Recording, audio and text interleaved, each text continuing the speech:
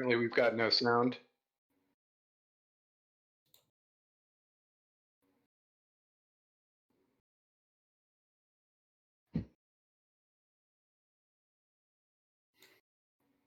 Now you have sound. Boom! Booming and magnificent. My voice goes, hello!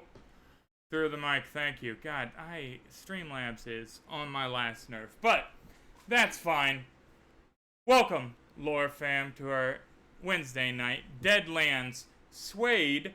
Well, it's like Suede loaded still because we're like half Suede, half reloaded. It's this weird melange, right? A strange brew of the two systems as we slowly incorporate all of the Suedery into our Deadlandsedness. Suffice to say, they released the Marshalls pack for the backers on the Deadlands Kickstarter, and I finally have read through it cover to cover, and goddamn, I love it. It is wonderful. It is really, it's an improvement in almost every single facet. Like, if you are interested in the Deadlands, you can pick up the PDF right now on the PEG website. You should do that. You should really check it out. It is just cool. There's some really cool changes, but that's some other shit, because right now we're dealing with 1879 Great Maze, California.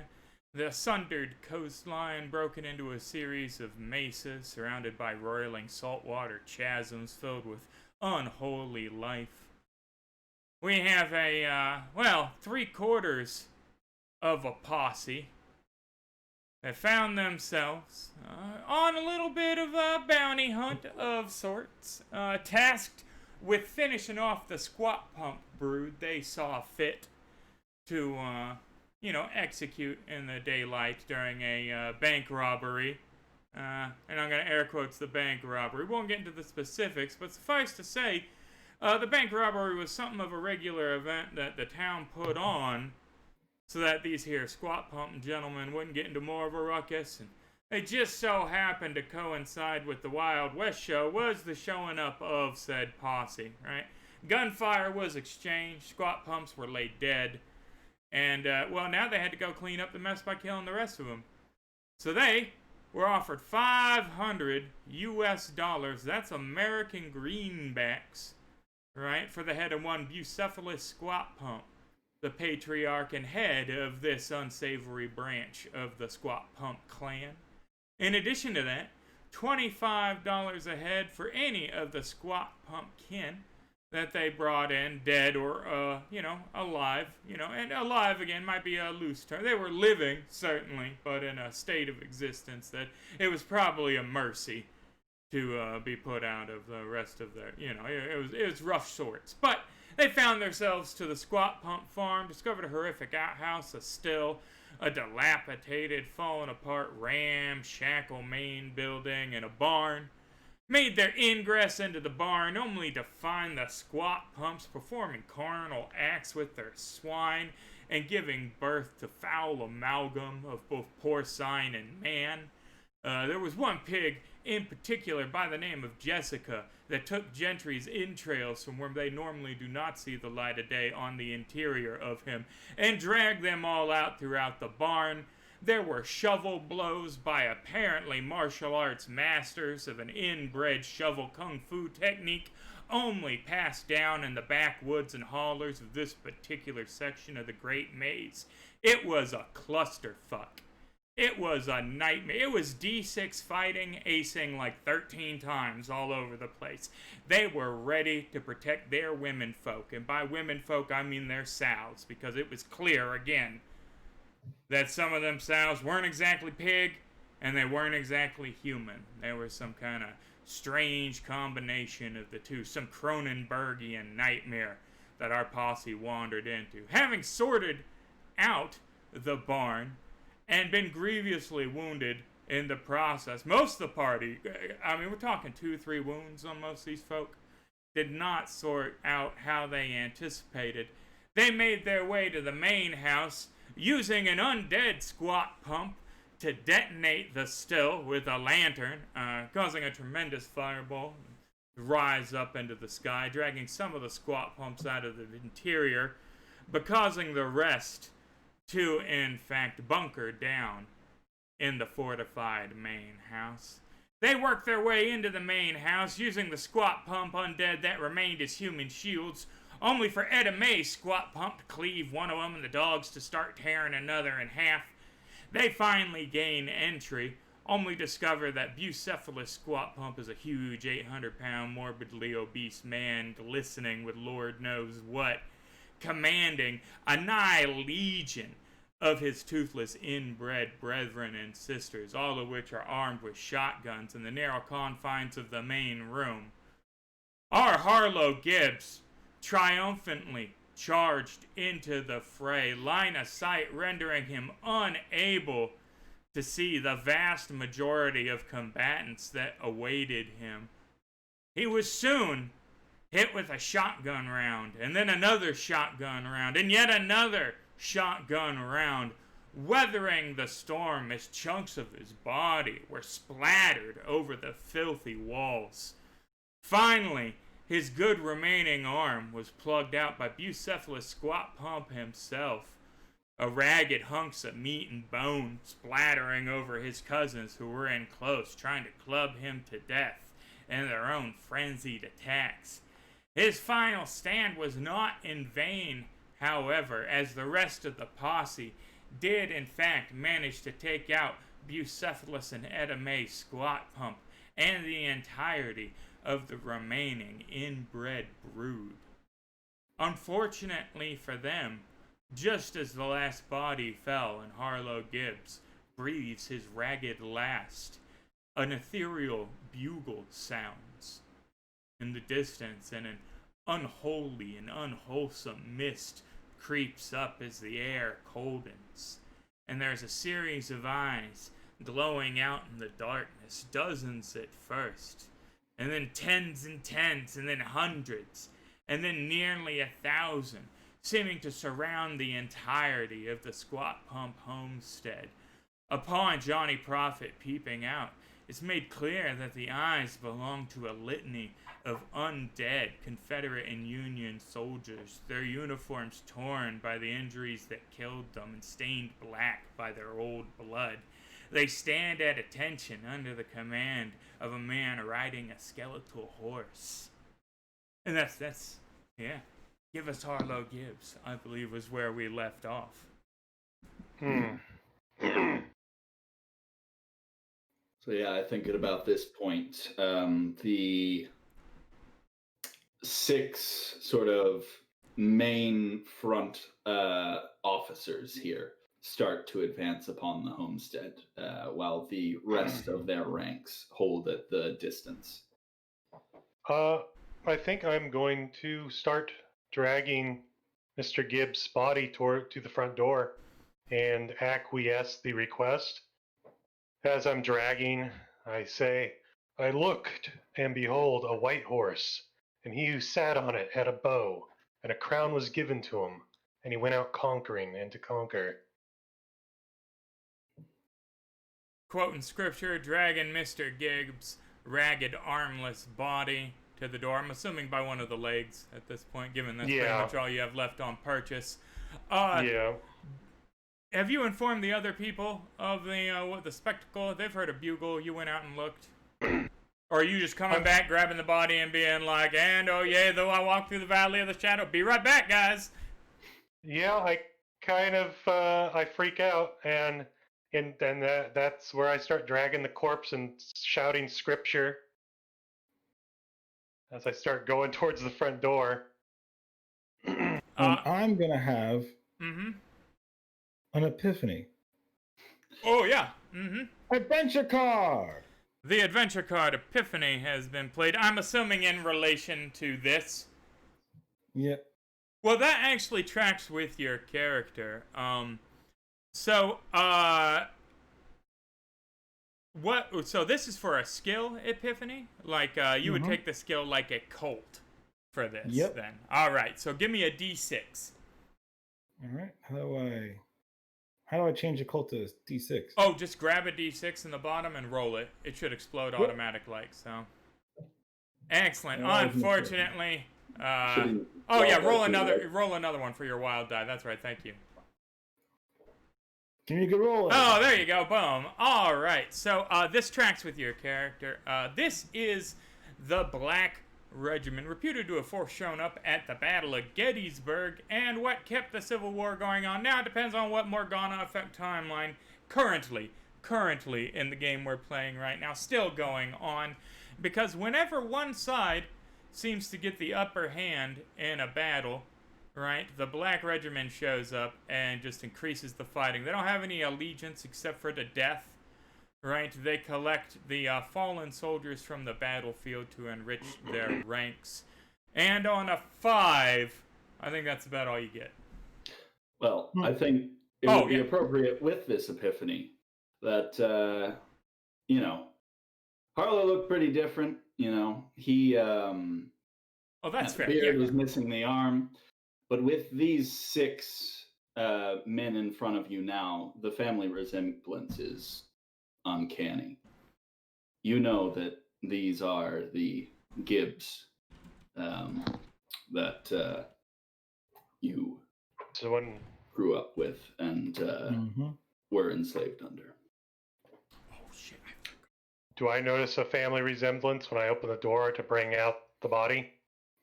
I would assume so. Oh. It's you know, now, they're all cut from the same stock for sure. All of these boys are clearly dead, Johnny, but not like you. In a different way. There's something else reanimating them and driving them in mass. That's odd. With my newfound strength, I'm going to respectfully pick up Mr. Gibbs to bring outside. I feel if I'm in the presence of his deceased family, I might not want to drag him by his leg like some animal. So I'm going to carefully bring him out, and while speaking of Daniel 12:2, lay him to rest outside. Probably still 130 pounds. Why don't you give me a strength roll to make sure you don't unceremoniously fall in a heap in front of these gentlemen? Oh, heck. Grayson is also peering outside. Yeah, Grayson, you can give me an occult roll. It's already on there. Oh, yeah. Oh, poof. Thank you. Oh, that's much better. What in particular would you like to know about the Black Regiment? What else haven't you said that I would probably know? I mean, that's pretty much anybody that has seen them on a battlefield knows that they ride for death. Like that's what seems to be motivating them, and that could mean a couple of things, right? In the what danger are we in right now? Should you show the slightest sign of aggression, they will consider it a battlefield. And I believe I described 1,000 of them. I'm glad I made the right choice. My peacemaker is holstered. Actually, it's been holstered because I am holding the Lamont, which I will now lay down, I guess. It seems to you... Oh, go ahead. Now, a little bit of history. My gun, my signature weapon, is imbued with the spirit of my father who spent his life to free us from this family. What is it doing?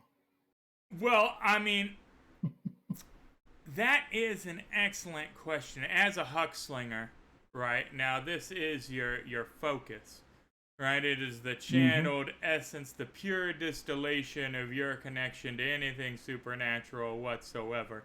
Now, given your description of your father's efforts and endeavors in the state you find yourself in, I imagine that his spirit would find itself a little perturbed currently, right? And given the manifestation of your powers as ice, I imagine that everybody else here could see your holster start to frost over. You could be aware of the heavy coldness on your leg, what not normally bothersome to you, now piercing, shattering, and I can't begin to imagine the state of emotional affairs, the realization that it's, it's all clicked here, Now, one has to weigh the gravity and weight of that, and with the gravity and weight of 1,000 undead soldiers ranked up in lines, Confederate war style, outside. Mm-hmm. And we have to understand from Mr. Grayson's perspective here that so you, with a raise on your occult roll, know that generally, if there isn't a battle on currently, the only reason the Black Regiment shows up is to pick up somebody, right? That is due, right? You earn your spot in the Black Regiment, and then you're collected generally from a battlefield, right? This, to your understanding, right, has never been a battlefield. Now, I mean, we could call it a battlefield given the events of the... But generally, they're looking for formally ranked soldiers against, state-funded forces lining up against each other like a battlefield. So this is odd on a couple of levels, right? Like, you not really knowing anything about this connection, right? Or Mr. Gibbs's backstory, saying as though he was not forthcoming with his brief time with us, right? Who knows what you're under the impression this is. But yeah, things are fucky. Mm-hmm. Oh, you flashing all over the place there, Lord Lynx. Flashing.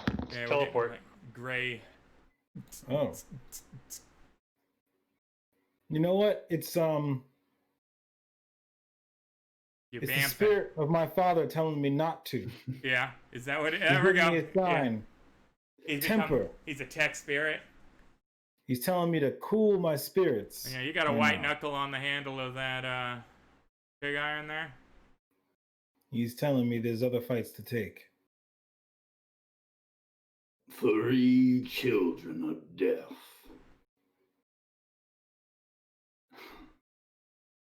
Well, I must admit, I thought my brother would fall in higher company. The main mounted officer speaks. So I carefully lay the body down before them, showing reverence. And I slowly start backing away. Grayson is going to pick up the Lamat by the barrel and very slowly bring it forward and present it. I think the horse trots up to you, and you see this skeletal arm reach down. You can see the torn sort of like union sleeve falling off as he reaches down, takes the Lamat, sort of flips it around so that it is at you, and slowly brings it to his side. Grayson slowly backs away, not turning his back. Company, attention! 1,000 undead corpses rank up, rifles at the ready. So, well, I don't know how you're imagining this, but I think next Virgil attempts to induct Mr. Gibbs into the regiment, but I think that's much your prerogative. That is a fascinating question, right? There are lots of ways in which this could be presented as a, battlefield per se. I think we are going to leave it nebulous. The remaining brothers are going to come and gather the body, right? They are going to put him on horseback, recede through the ranks, which are going to turn abruptly all at once with an unbidden command, and not march away so much as just sink into the earth. They start to rank off, and then they're no longer there. And then there is just left Virgil on his horse, and he turns to you all and says, "Well, gentlemen, I'll see you on the battlefield." And he too fades to mist. Now a raise on the occult roll, Grayson. So, one of the ways that you get inducted into the Black Regiment, right, is by meeting the Black Regiment, right? So, let's, not think too hard on those words, right, or what that might indicate, and perhaps be 100% sure when we die that, it doesn't happen on an actual literal battlefield. Good thing I already died. Yeah, once you die the second time, you're going to be proper useless. You won't have a brain no more. But they recede off, and I think you guys got some decisions to make. So it is nighttime, right? Between Bucephalus squat pumps and the squat pumps who we didn't explode or reanimate and then dustify, right? We have $1,000 worth of corpses in bounty, and a mule and a wagon.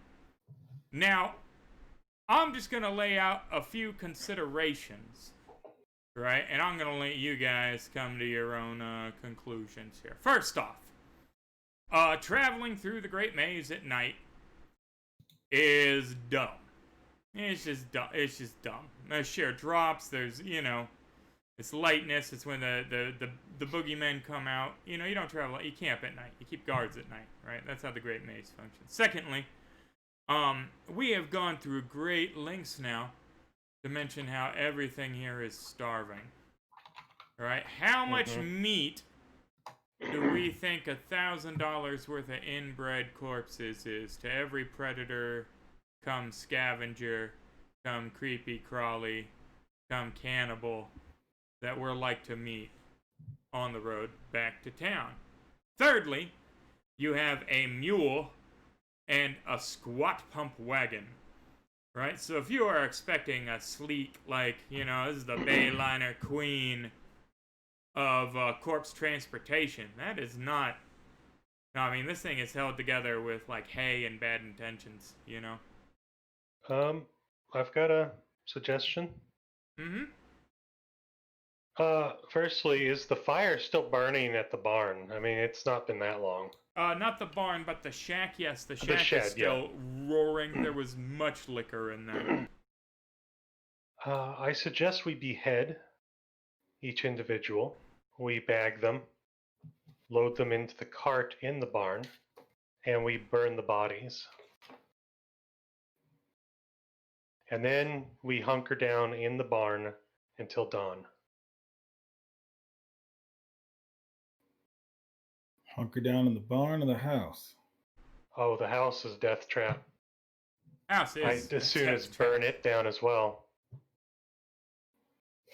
And splattered with all I mean, you guys got a bucket and a mop. Do you want that thick copper smell in your nostrils all night? I should light up the house too. It's just a hazard. Not that the barn smells great, given the machinations of squat pumps, what with their swine folk. Yeah, I don't notice. That's right, you don't smell a goddamn thing. Smells like a teenage boy's room. Well, I'm going to get to work. I'm going to go looking for saws and hatchets and whatever other implements I can behead with. About Gibbs' saber? Because I remember having Gibbs' saber when I was chopping things up. One of you can certainly have Gibbs' saber. Nobody mentioned handing it over to the undead gentleman. Yep. Just the pistol. That's my new keepsake, Gibbs' saber. Excellent. Grayson is going to go searching for an axe or a hatchet. Yeah, sure. There are all kind of rudimentary tools in the barn. And what about you guys are just going to spend a couple hours now hacking up bodies? Hacking and dumping them. Got to be done. Yeah. Drag them, toss them in the fire. Some of them are tougher than others due to the anatomical irregularities of the squat pumps, some mighty thick necks, a couple of little spindly ones that you didn't hardly have to cut. You could pop them off like a chicken with a twist, hell. But yeah, after a couple of hours, you have assembled the majority of the squat pump corpses, with the exception of Bucephalus squat pump, who even with all three of you working at it, you are not strong enough to move from the center spot in the room where it collapsed. In the the giant crater fire that is now the shed that you blew up last week with the Are we not undead getting spot. Eusebius's head? Oh, you took No, his head yeah. off. You just can't remove his Just the body. body. Yeah, his body's Oh yeah, sitting his there. body all- considers a yeah, We could make this Avatar, his. gluttony. We could make his home his own funeral pyre. that's true. Yeah, it would take a little something to go up, but you do have ghost rock. Ounce of ghost rock would fix that. Always You does. seem to know how to light fires as well. I'll start working on rigging that up. Yeah. Anyone want to make one more round carefully around the house for anything of value we might use? Sure, why not?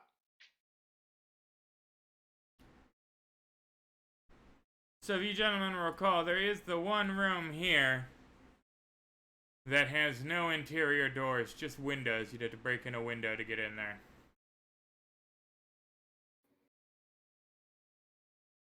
We already did the once around the big old man's dead room.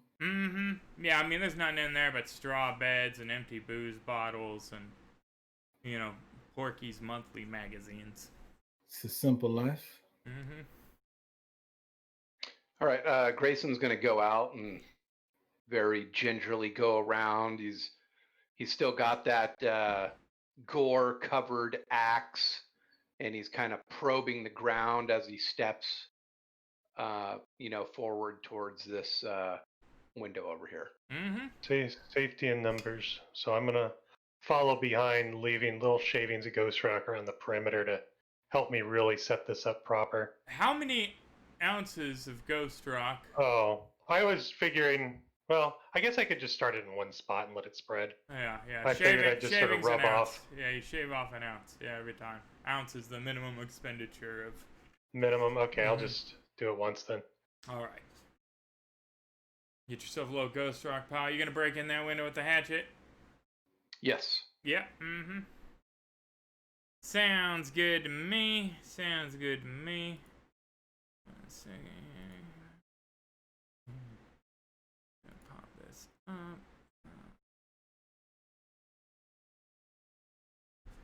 I don't like this. Yeah, so it is filled with all manner of junk and debris, kind of heaped centrally in the middle of the floor.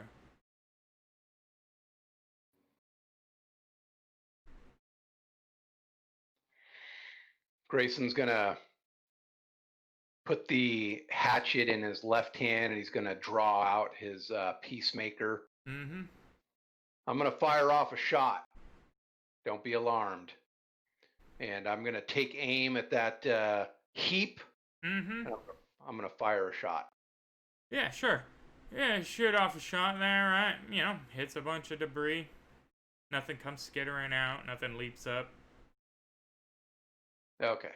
I will go ahead and holster that, and I'm gonna look down. What do I see on the ground in there before I step through? I mean, animal hides, crates, a bed frame, all kinds of.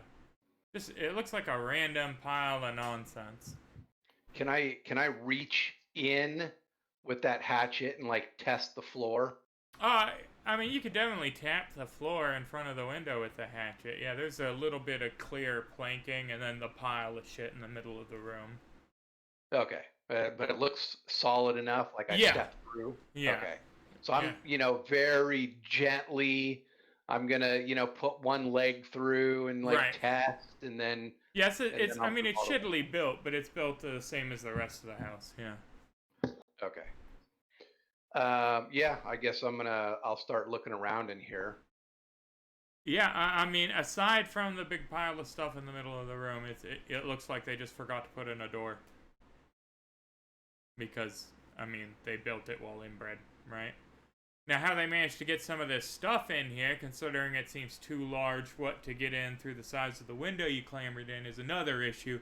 Maybe they put this stuff here and then built the room around it and then forgot. I mean, who knows? They weren't exactly architects.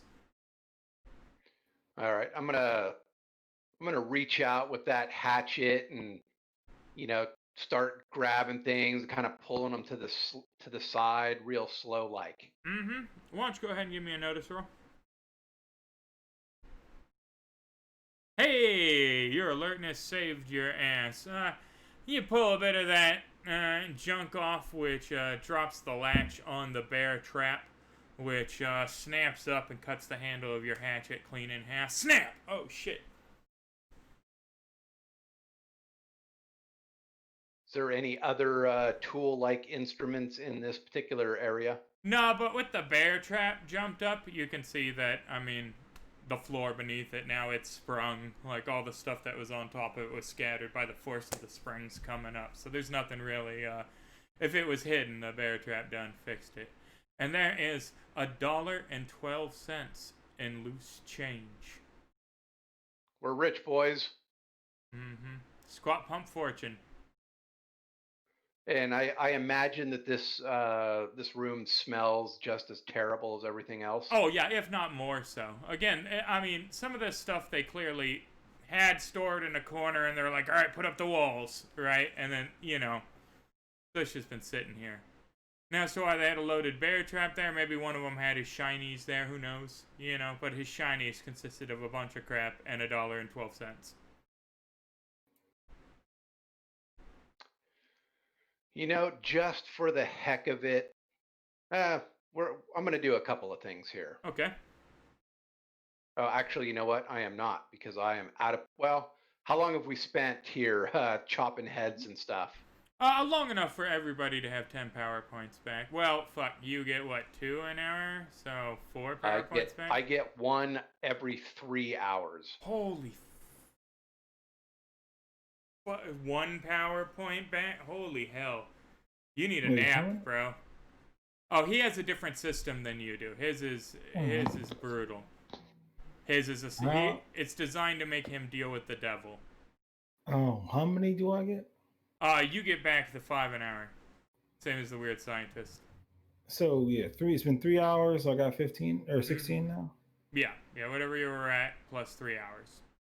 Alright. Yeah. I'm just gonna kind of gingerly walk around just to see if anything else piques my interest, and if not, I'm gonna get the hell out. It looks like they had another dog at one point that they must have boarded up in here with the stuff, because you lift up one of the animal hides and there's like a mummified dog that looks just like the same fur color as the other two. Yeah, nothing really interesting though, yeah.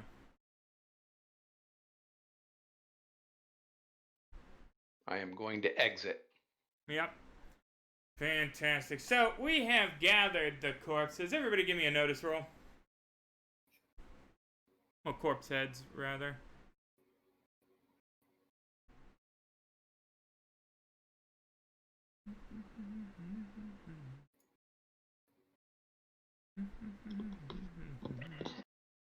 Johnny and Grayson, you hear a wolf howl. Echoed by another one closer. They clearly smell the blood on the air and are starving because it's the Great Maze. Probably, I won't make you take a common knowledge roll on this tonight. Wise to huddle up and keep a watch tonight. Probably wise to huddle up and keep a watch tonight, yeah. Take some of those pig corpses and leave them outside, whichever ones that the boys didn't eat. Yeah, maybe we shouldn't burn the house tonight and just leave the door open. Maybe the wolves will knock the house down. Or maybe they'll just turn it into their den, and then you wake up and stretch in the morning and you have like 8 starving wolves in the main house, like having already eaten through Bucephalus just waiting for you. Yeah. One of the things I know about not attracting predators is that you want to bait them real close to where you sleep so they'll leave you alone. Right? Like, no, eat this stuff not 100 feet up in the tree on the rope, but right there, and I'll leave the cooler open. No, it's a fair plan. It's a fair plan. We're going to leave the door open, leave Bucephalus as bait. Yeah, and then also... Anyone got survival to roll on this one? No, I'm just common sense. That makes sense to me. But we should also pull the hogs out of the barn and leave them out. Oh, I mean the hogs have been they were hog hybrids. Yeah. Oh, you took okay. Yeah, they were dispatched. You got the mule in there still. Okay, and we'll pull up some wood so maybe we can start a little fire. Keep everything well lit in there. All right. So 3 of you. All right, we got about 5 hours till dawn.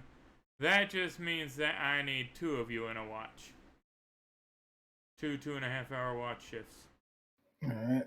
Also means Grayson can volunteer. the two watch people are going to have to roll vigor versus fatigue, given the lack of sleep you're going to get tonight between the corpse dispatching and the need to stay up to avoid Wolfgate.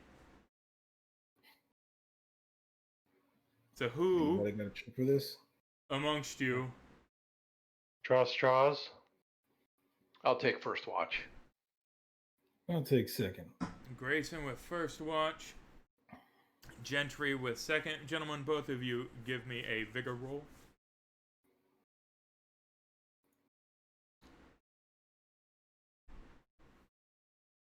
Okay, I get it, Gentry. Jesus. Yeah, the adrenaline, clearly, of having been so close to your family's antagonists and their unlife and unable to act upon it, given the situation in which the opportunity presented itself, has certainly fueled you adrenaline/endorphin-wise to have no problem with your watch. And, Grayson, I imagine your understanding of the forces that were just arrayed against you to take somebody that was momentarily a companion would have an impact on you and your desire to maybe spend that time being alert and flipping through Hoyle's book, going, what in the fuck, I don't need sleight of hand right now, I need answers, right? But, you over both... the course of the night, I do want to reload my shootist bullets. Yeah, go ahead and get your rolls off for that. You can go. Oh, and that's so much better and Suede too. It's ammo whammy now, and it's just a general spell casting roll, and then you just ascribe whatever you want to the bullet effect. It's so nice, but that's fine. We're still using shootist for now. We're gonna switch over shortly, but all right. Yeah, go ahead and give me those rolls on your watch, especially since you just wasted that fire ass roll on vigor there. So 18 on a D4. Come on. I know. It was great. All right. So, shootist, we have roll number 1 for loaded for bear.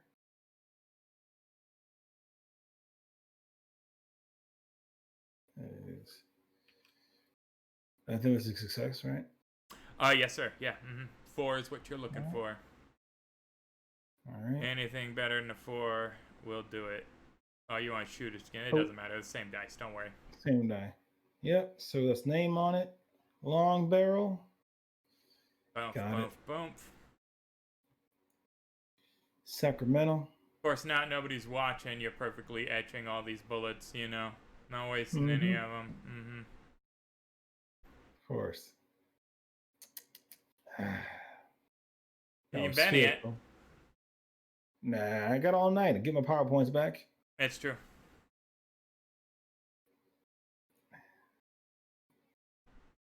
Not technically during the hour you're using to inscribe the bullets, but all the rest of the hours. Yeah, you'll have your PowerPoints back at dawn, regardless. Yeah. All right. Excellent. So, the night passes, and it is uneventful. Yay! Yay, no other squat pumps would be showing up now in your time of need at all. What is... You got a network of carrier pigeons. Oddly showing up on second watch, Gentry. First light is breaking, right? And off in the distance, around the corner, coming down the, dirt trail that comprises the main ingress to the squat pump farm, is a man standing very upright, very straight posture, wearing a red fox hunting coat, I guess, kind of gentry in the traditional sense, gentry, and dragging behind him a saddle, like one of the stirrups Are you? Well, he might be carrying this. You might care too much about the saddle. Are you carrying the saddle? Yeah. Oh, you're muted, but Right. Yep, just carrying it. My posture's probably not as upright as always, but right, with 25 pounds of saddle. Thank you, Toa. yeah, no, I think it came out to about 80 pounds of kit all in all when fully stocked. But of course, most of that is within the saddle. So. Right. Yeah, it's rough. So yeah, this gentleman, I mean, he was wearing a newsy cap, right? He has, like the largest rifle you've ever seen from the Zulu Wars. He sticks with out. a sword on the end of it. Yeah, when you think bayonet, I don't want you to think bayonet. I want you to think full-on fucking like 2.5 foot long one-hand sword. It is this thing is a bayonet. Like, and it's the triangle bayonet too, so they make the incisions you can't stitch up. They're gross. But, just wandering along like he perfectly belongs there. First light breaking, having clearly, though, given the trail dirt built up on his flaring jodhpurs and his knee-high leathers, has been walking by foot throughout the evening. Yeah. So, do I see the light of their fire from within the barn, or? So you probably, the first thing that occurs to you as you round the bend is that there is a giant smoking crater, right, that is smoldering with the skeletal and blackened remains of, like 19 human bodies in it. And then the second thing you notice is a bloke matching the description given to you by Mr. O'Malley, sitting in front of the barn, quite fortuitously, as though it was a run of good luck. Good luck. After quite a bit of bad recently. This looks like the place. Pardon me. And I'll start to approach a little bit closer. Hold on there. By all means. What you want around here? Well, I'm in search of a group of gentlemen. Supposed to be searching for a one-armed man, a mad scientist, a Say gambler. no more. What's your business? For effect, I would very much so like Johnny Prophet to come out this moment with a bloody sack of heads, you know? Oh, yeah, why not? I have a bloodied sack of heads as I walk out, and I say, "There's nothing mad about me, friend." Colloquial term. Apologies. So then, is it fair to assume that you are my quarry, as it were? Quarry would denote a hunt. Well, tracking at least. Depends. Are we in trouble? I feel like if you are my quarry, you'll know that you're in quite a bit of trouble, but I do not mean to bring you any. Giant smoking pit of corpses, bag of heads. Are we in trouble? Well, state your business, young man. Yes. I was sent by a countryman of mine, Mr. Lacey O'Malley, to escort a group of gentlemen up to Shanfan.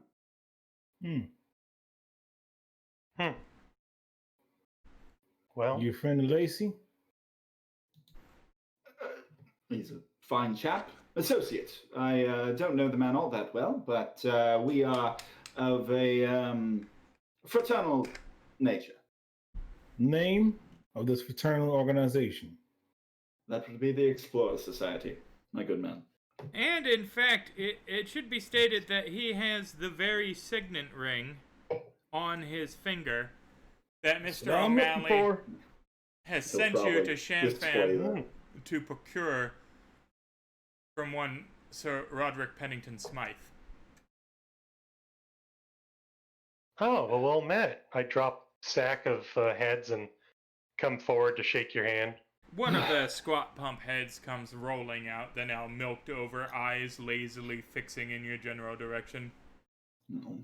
Put down the saddle, sort of. Well met.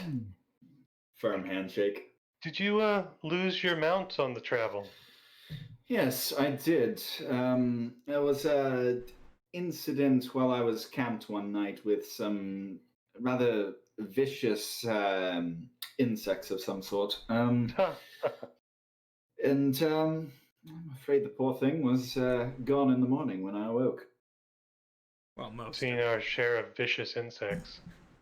Yeah, was it by chance a cloud of vicious insects? Something to that effect. Yeah, strange. Yeah, they saw the same thing. What? Not a couple of days hence. Strange. But so guy just happens. Like, so what are the odds here, guys, that in the entirety of the circuitous, he said, I sent them north, right? And he goes, oh, that place looks like it's on fire. And wanders in, and you guys happen to be sitting there. That's curious, right? Well, the boy's a tracker, the boy's an explorer. He knows his stuff, and he knows where to look. Kept my eyes on him. But everything adds up to me. Johnny's eyes light up for a minute, and he puts his finger up and runs into the barn to get something. Excellent. Thank you, Moonblade Knight, you magnificent bastard. A moment. I'm going to go grab the deceased jackalope. It is a Mexican cavalry saber, specifically with an eagle handle there, Gentry. Okay. I'm sorry, what was that, Johnny? Oh, I was going to run into the back of the barn and grab the jackalope corpse. Yeah, certainly. Yeah, mm-hmm. And bring it out. Lady Jackalope corpse is still there. Mm-hmm. Look at this, my friend.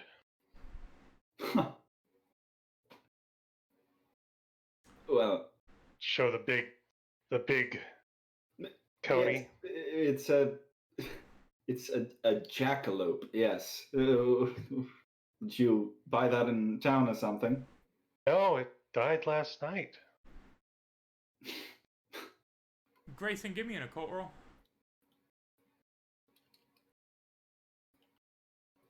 I mean, see for yourself. Very well. Toss it over to you. I go over and immediately go to break the horn off, or pick the horn off. Grayson, you are kind of loosely aware that a lucky rabbit's foot is it's a trinket, that people carry around on keychains, right? And you vaguely recall somewhere reading that a lucky jackalope's foot could for a short time confer some great luck upon its recipient. It's not as good, mind you, as the coup or, other means of gaining it permanently. But certainly for a month's time, were you to find a way to take those jackalope feet and fashion them into trinkets, they would confer luck upon the wielder for a month. I was thinking of bringing it back to town and see if they have a taxidermist. They had like a bank / general store / jail / post office, and then a tavern. There's probably not a taxidermist. I believe your taxidermist must have been here to fix these in the first place. It's a pretty good job there, Edward. They're on there. Internally, I think Grayson is thinking about the karma of all of this. And I think desecrating the corpse of that jackalope after after I let out all of its kin, just doesn't seem right. So he's just going to keep that information to himself. Now, also with your occult roll there of a 6, you would be aware just that when there are a lot of jackalope in an area, right, it's rare to see more than one, first off. They're generally solitary creatures, but a whole family of jackalope in an area has a profound effect on the odds of chance, right, in the area around here. Just fate, luck changes. And now that they have departed, right? Who knows? We recall wandering through the idyllic town of Cornflower Springs, right? And how everything had just seemed to be breaking their way recently, and there wasn't any violence. Or the biggest problem was the squat punks that were coming in for the comic bank robbery, So that might be weighing on you too, karmically, because you would maybe be aware with your gambler huckster thing that there's some repercussions there. The odds have changed, right? What is it? Deacta est, right? As you have crossed the Rubicon by letting those jackalopes go. Yeah.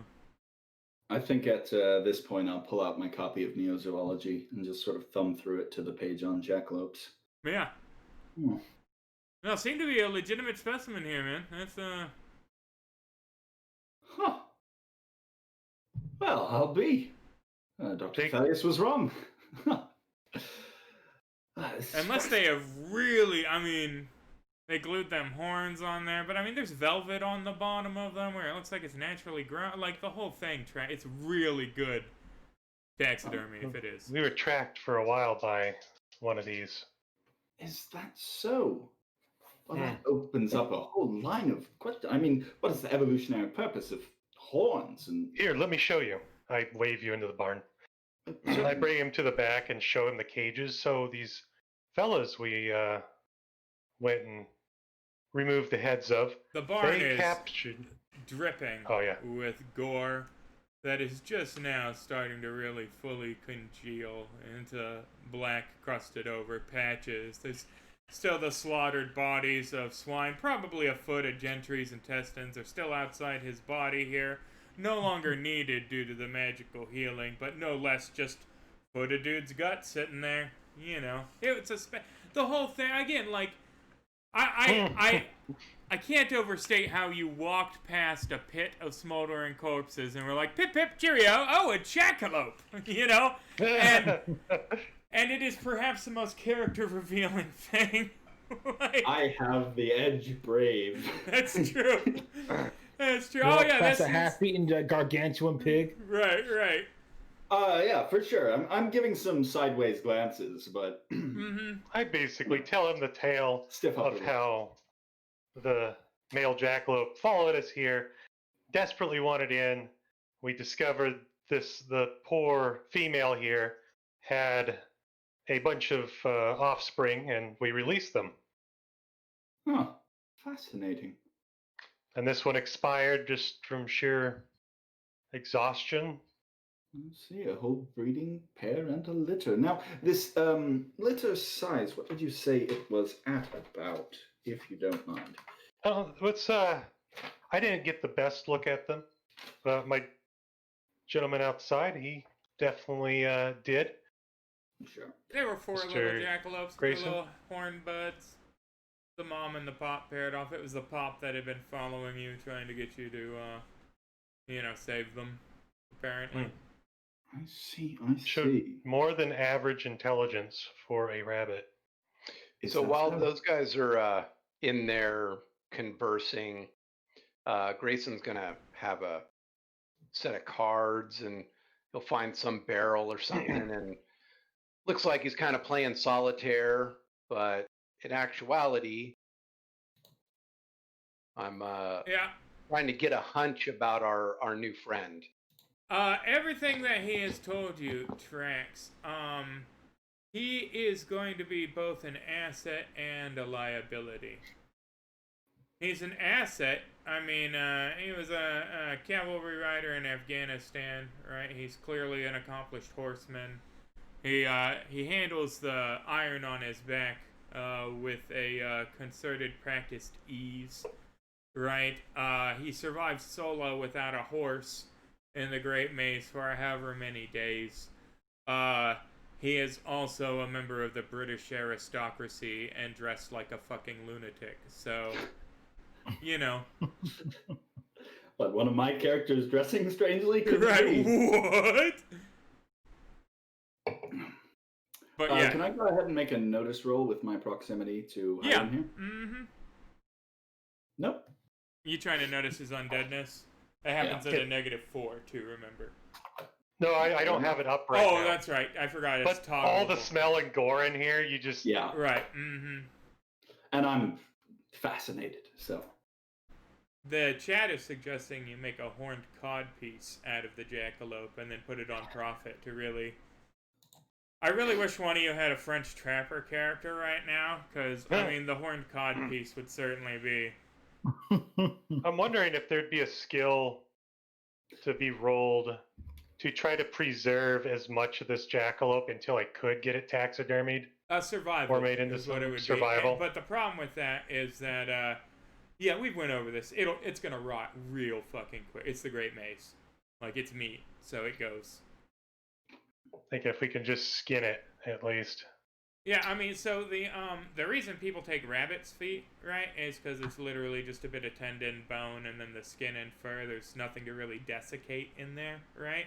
So the feet will probably be fine, but the rabbit's body itself, its head, its abdomen, all of that is going to rot out real quick. How about the pelt? Although we will need to That keep will the likely head. be fine. Okay. And I'm taking the head. Right, mm-hmm. Anyone It'll be skilled? skeletonized in a few days, you know, that's fine. Yeah. Mind you, it'll be a little Anyone foul. skilled with skinning? It'll be rough. Survival for skinning. Yeah, I ask around if anyone's skinned Although, before. and when we move to Suede, fascinatingly enough, there is a new skill in Suede called Trade, right? Oh, nice. And Trade functions like knowledge, right? In that you can have Trade taxidermy, you can have Trade, you know, snake oil peddler, you can have Trade whatever. And so whenever you attempt to do something in relation to your trade, your job skill, there'll be an actual die for it. You don't have to, like, piss around. Well, what is that technically? It's boom. This is the dice you have in taxidermy, in cooking, in banking, in whatever. It's awesome. That's Nice. actually a backport from Classic. Is it? Oh, Yeah. well, it's some of the stuff.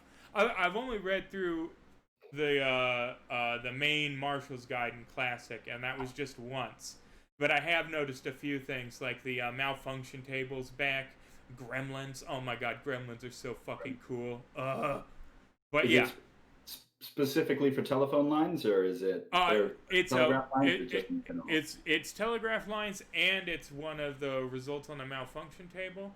Yes. So now they will manifest themselves, actually inhabit the weird science device, and have to be banished out, and then you have to fight the literal gremlins to keep it from having the negatives from actual gremlins in the device. It's so cool. But Nice. really, guys, check out Suede Lands. But, yes. It's all of that All right. tricks, yeah. Mm-hmm. So I figure we load up the wagon now and probably head back to town. Yeah, hour and a half back to town, no problem. Easy peasy. Lemon squeezy. So, now that you have decapitated the squat pumps, loading them up is, you know, no hard task at all. Like I said, hour and a half. You figure with the wagon, right? You'll be moving at about half speed. It's a rickety thing, wheels wobbling, a stubborn ass mule going down switchbacks and this and this. We call it 3 hours back to town. Are you guys gonna start heading out then? I give a here. just before we leave. I look back again at the house. Mm-hmm. I think I really should set that ablaze. Go for it. Yep, I hop out and run over to start creeping around, setting fires on the building. We don't want to leave evidence. So, you guys start riding away. As the sun's coming up, the house starts smoldering, right? Smoke starts pouring out of the slit windows, and then suddenly it all seems to go up at once. The green flames licking, the slight shrieking from the single ounce of ghost rock burning through the floor. After not very long at all, not even before you guys fully crest the drive, you know, that wooden trail going around the corner through the scraggly tree line, right? Bocephalus must have caught up his, you know, fat like a candle wick, because the house begins to blaze like a torch, its flames jetting high into the sky, thick black oily smoke roiling in clouds off in the horizon. And you guys exit the Squat Pump, estate with $1,000 in heads and a new compatriot in tow. We're going to time jump here. Not for you, but we're going to go, actually, we're going to do this weirdly. We're going to jump ahead of where we're going to jump back to you guys later that night. Right? Josephia Squat Pump comes riding back from her booze-selling mission to see her entire family in a smoking, smoldering crater, stacked up, headless, so she can't even tell kin from kin. Her home, still smoldering, the skeletal remains of it having collapsed in on the larger-than-life, headless skeleton of, her lover come father, Bocephus. And then, the barn that contained her livelihood and pig sisters, devoid of jackalope, Squat Pump, and pig. And she oinks to herself and says, "They got troubles." But now we're going to jump back, right? Because that's, guys, we're going to need a notice roll. It's been about 3 hours. Yay.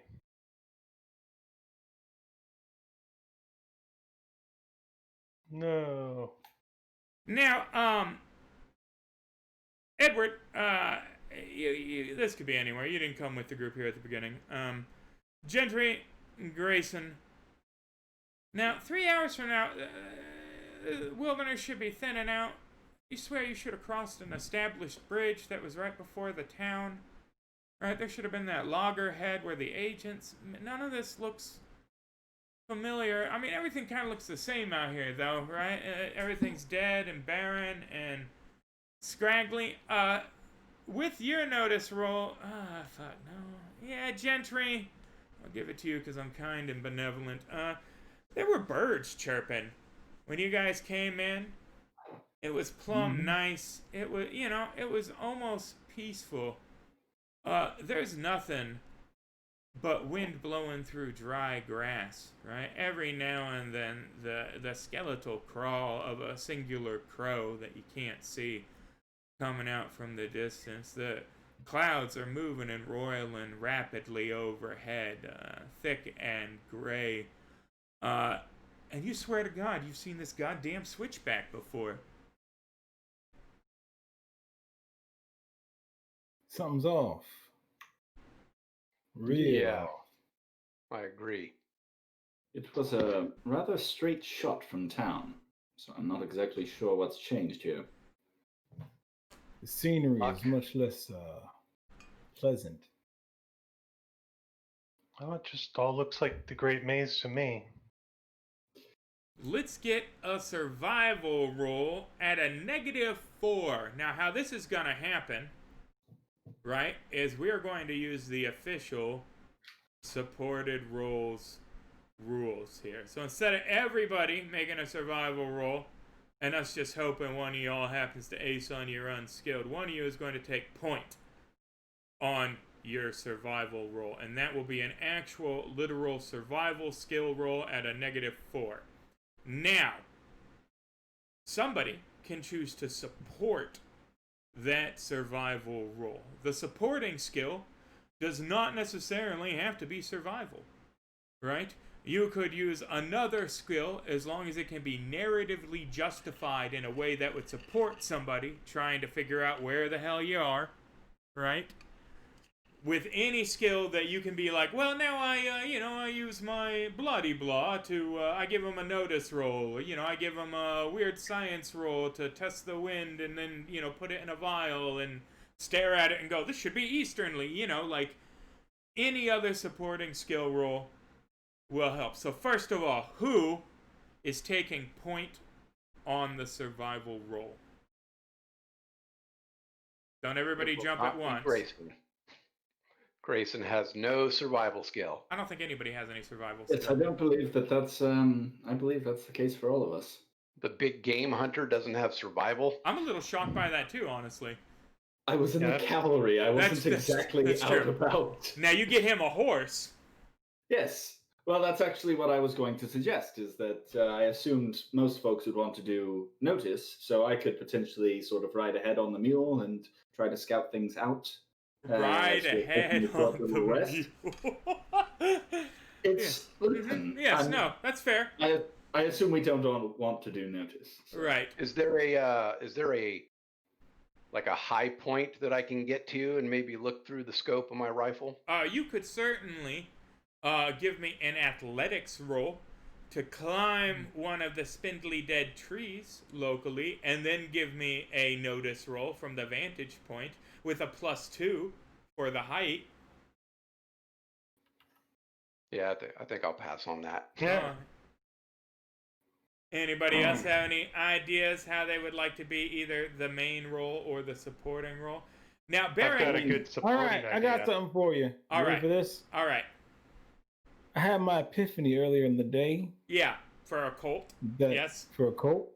Now we're gonna keep rolling with the occult. Mm-hmm. Here's how we spin this. Okay. Okay. I'm all ears. Now, when I noticed naturally that town had birds chirping, and this here is the Great Maze. Now I'm trying to put together and reverse engineer this. All right. I'm trying to do a reverse division or whatever they call it. I'm trying to figure out what went wrong and what's different now, using my occult attunement to the oddness of this area. Roll a d6 and then another d6. First one is your skill die, second one's your wild die. All right. Now you're fine either way. Roll the wild die just in case. Excellent. Boom. So, you get the sense, right, that the bit of good luck this town had been on might have something to do with the fact that a bunch of jackalopes were being held against their will, just an hour and a half away from the town, right? Now, luck is kind of a pendulum, isn't it? When it rains, it pours. It's either feast or famine, right?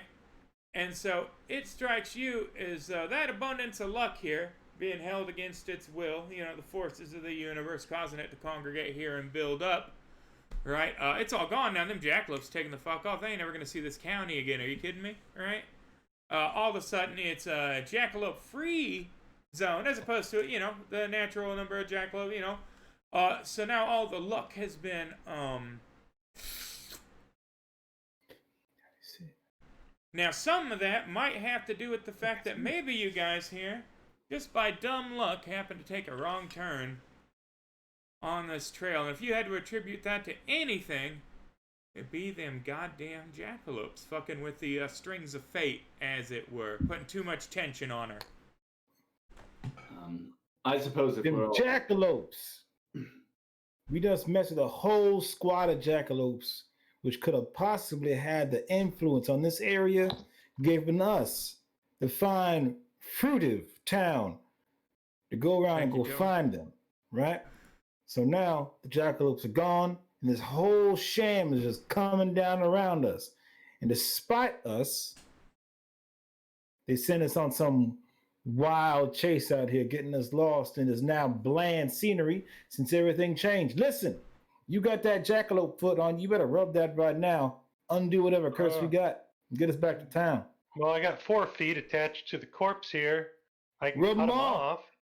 Rub them to your face. It's just the back two, traditionally, that are maintained. My guy doesn't know about that stuff, but For good measure, rub all 4 feet on your face.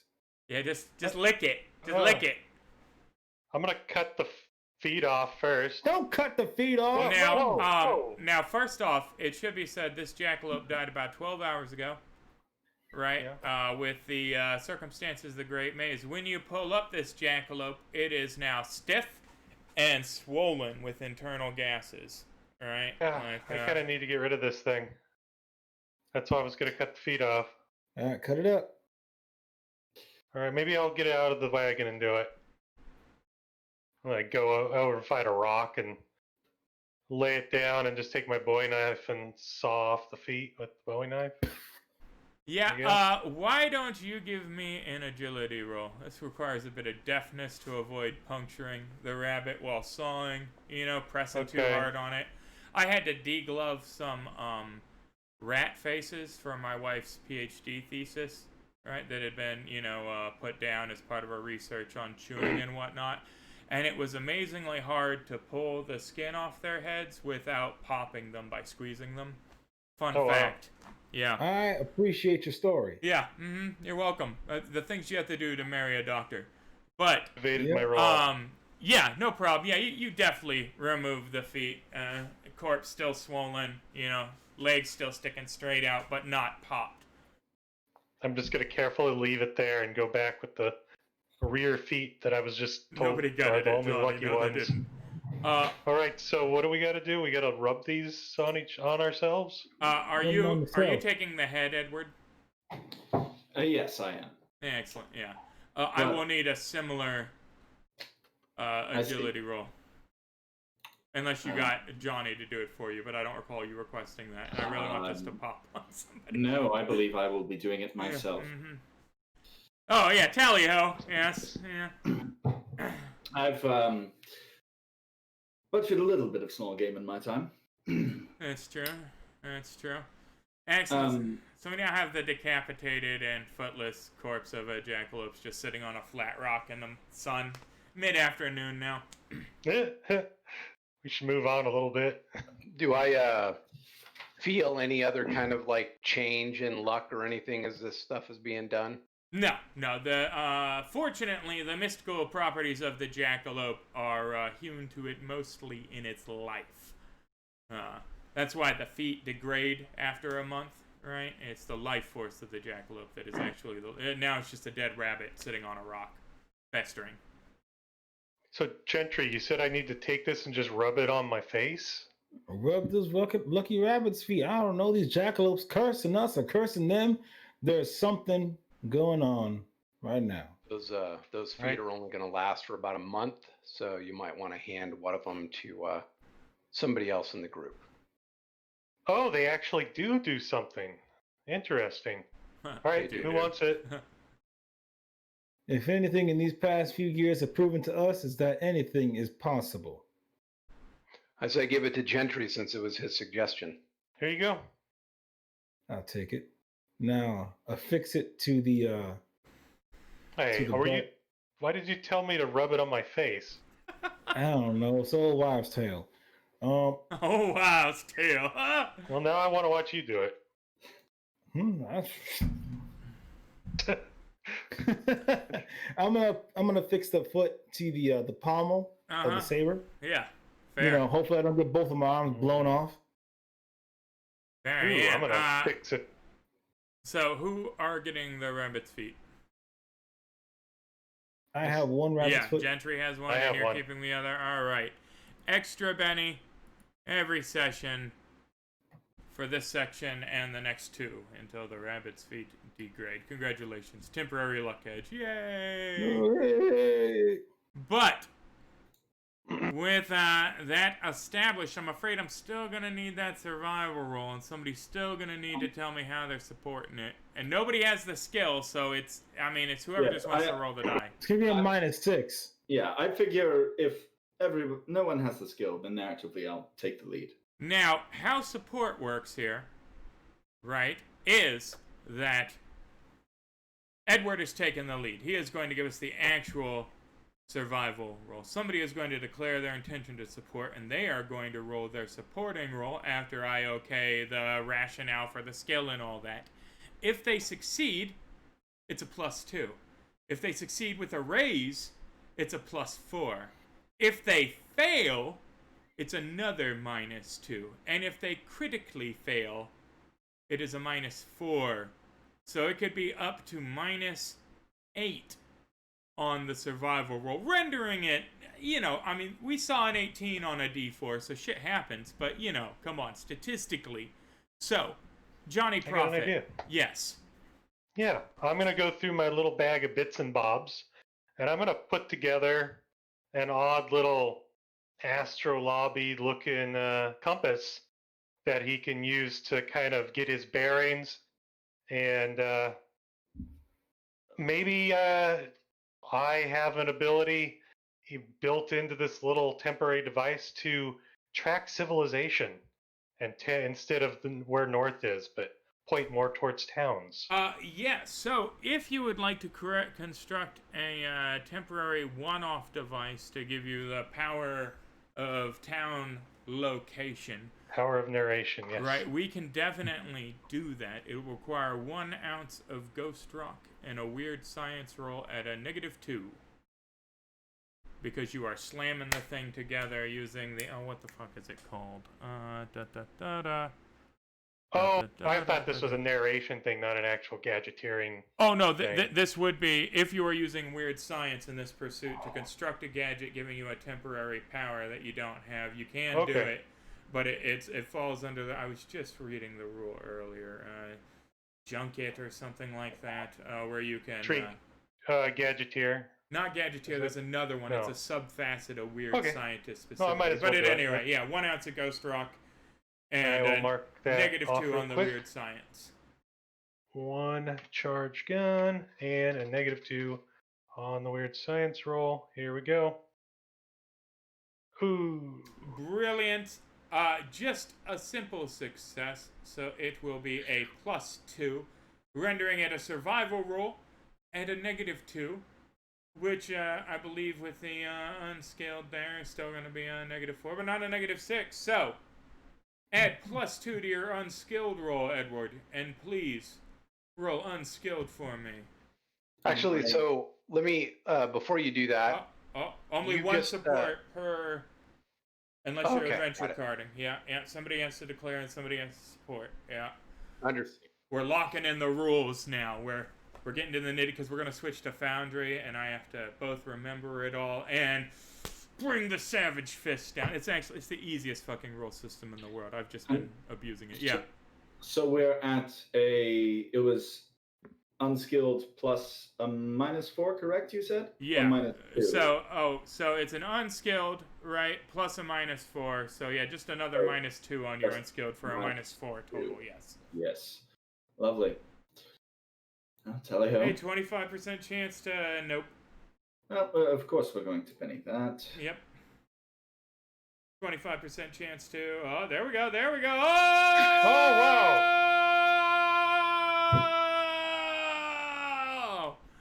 wow. Yes. With your single success there, you're lost.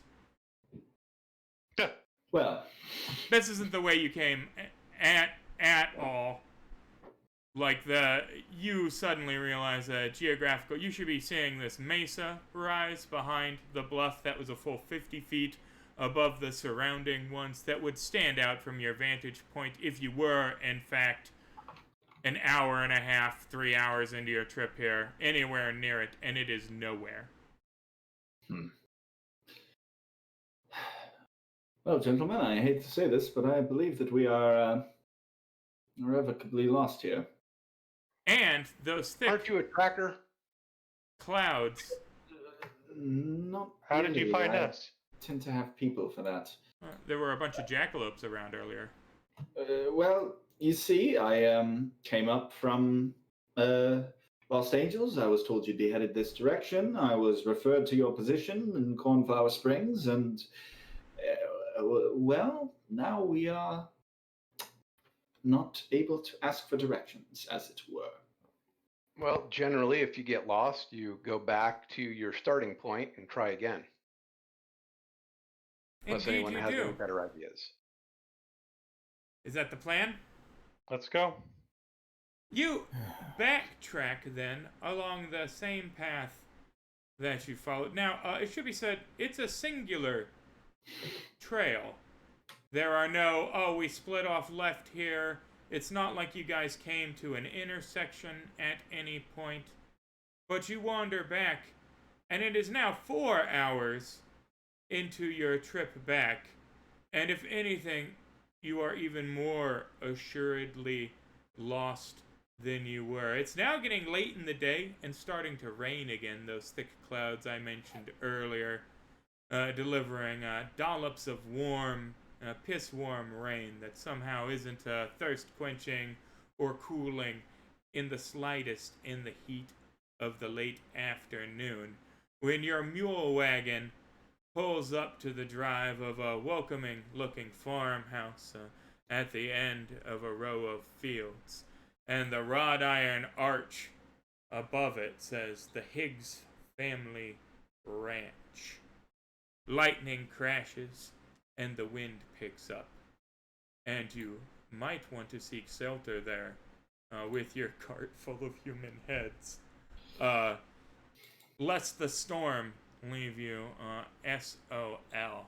And with that, we will take our mid-show break. Thank you for watching, ladies and gentlemen, so far. We will be back here in 10 minutes. I bet you the stream's not going to crash this time because I removed the sexy lore element. I spent all that time animating that. It's the only thing I changed. So if the stream shuts down during break, we'll be back after a moment of technical difficulties. It's actually kind of handy for the videos because they're like more bite-sized. I've noticed I'm getting more hits on that's neither here nor there. If you like this shit, why don't you hang out for Friday when we take the exact same universe into the post-apocalypse, right? Or come here on Tuesday when we do Pirates. Yar! You know, all that. You know, it's a Johnny Depp, you know, minus the, you know, tabloid drama. All right? Yeah. And, well, I mean, there's a little bit of the... But not so much, yeah. More just a drunken sea dog than somebody who's like, I wish I was in the Rolling Stones, right? But, with that in mind, thank you so much for the subs, the follow, spreading the word so far. We love each and every one of you, and we'll be back in 10 minutes. Thanks for watching, guys.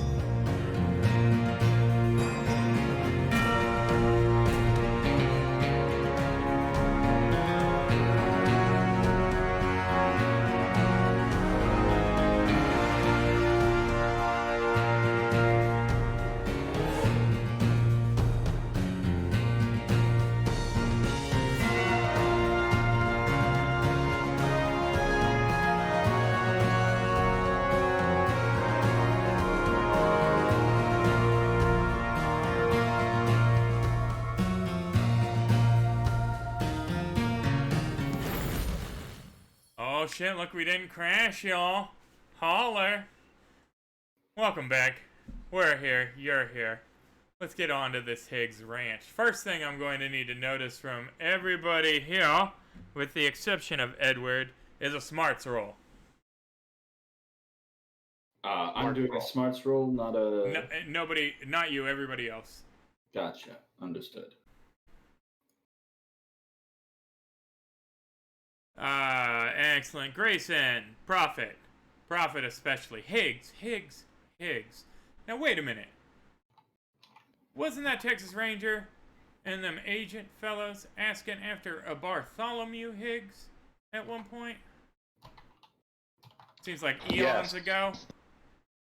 Who? And they were asking about an automaton. So maybe we're in for some real fun, huh? You know, that's neither here nor there.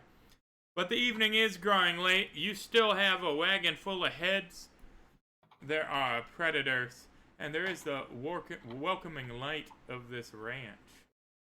I have a question for you. Yes, sir. I have an answer. So I have this power. It's called Trinket. Yes, sir. With this power, it allows me to summon some kind of mundane thing, including a deck of playing cards or a working firearm. Up to 1 pound or 2 pounds with a raise. So 1 pound a derringer, 2 pounds. I don't know what a 2 pound firearm would be. That's still pro. Actually, the power is based on how many PowerPoints I put into it at this point. Oh, well, I just read the Suede version, so I'm not sure I'm reading Trinkets, but yes, what is Trinket then? Well, I mean that's what it is. So it's. But you can up the weight with PowerPoints beyond just another pound. Yeah, PowerPoint would be a match or a penny. 2 PowerPoints would be a scarf, random playing card, nickel. Oh, 3 points is a derringer, a knife, 2 bits. 4 points, pistol, $5 coin, specific playing card. Oh, okay, yeah. Mm-hmm. Would I be able to pull out a map of this area? A compass, yes. A map of the Great Maze doesn't. It's not a thing that exists.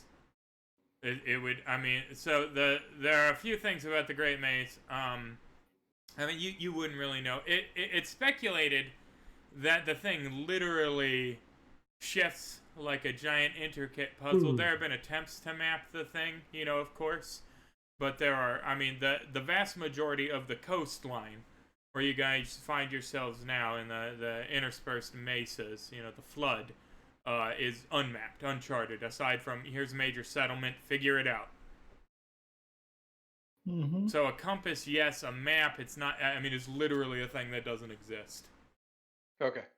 Well, I'm feeling mighty tired, so we might as well knock on this door. Oh, is the gate open? Yeah. I mean, the gate will swing right on open. You guys can roll the wagon on up there. Great. Are you guys gonna work your way up the driveway? How long total have we been traveling? Well, now all day. Let's see, it was 3 hours there, and then 4 hours to get here. About 7 hours, and that's about 5 o'clock, 6 o'clock at night. You set out after some introductions to a British gentleman, Assumed you had some rations and some coffee, whatever you could scrounge up from the squat pumpery. So I'm thinking I've got about 5 PowerPoints back at this point. Yeah, traveling doesn't cost them. Thank you, Red Ketchup. But we're working our way up the driveway then, is that what I'm here to understand? Mm-hmm. Mm-hmm. Excellent. A shot rings out, all right? And the top of one of the fence posts pops a little, clearly a 22. And you hear a young voice say, "Y'all just stop right there now. No problem. Keep your arms off them smoke wagons. Keep them where I can see you." And you hear a woman say, "Jack, what are you doing?" "I'm just watching the homestead, Ma," he says. Woman comes out, middle-aged. She looks weathered, browbeaten, like she lives a hard and rugged life white woman, blonde hair starting to go gray, tied back in a bun, wearing the classic plains dress, and she cuffs him by the ear and pulls him. And then she notices y'all and snatches the 22 herself and says, "That'll be enough, y'all." I just hold up a Bible and say I'm just a man of the cloth with my companions. You can be a man of the cloth right there. State your affairs. We're trying to find our way back to Cornfield Springs, and we definitely got turned around. Cornflower Springs? Yeah. That's about 3 days away, mister. You might turned around. We're terribly lost. We wouldn't. Hell, you're closer to Lynchburg than Cornflower Springs right now. What'd you say, you a man of the cloth? How'd you manage to find yourself so lost out here? Well, again, I preach, I don't track. You preach, you don't track. Y'all dress like a might funny sort. She says, panning over sunglasses at night, the gambler, the fox hunter, and the gunslinger. We are certainly a motley crew, ma'am. Would it be too much trouble if we were... I assume there's a barn on this property? There is a dilapidated ramshackle barn that looks like it's about to fall down, and another one that looks like it's in the process of being framed. We wouldn't have any kind of shelter we might be able to have for the night or anything like that, would you? Well, my husband ain't around right now, so y'all can't stay in the house, and that barn would fall down around your ears. Yeah, they can't go in the barn. Pa's gonna tear it down when he comes back. Everybody give me a notice roll. Sure.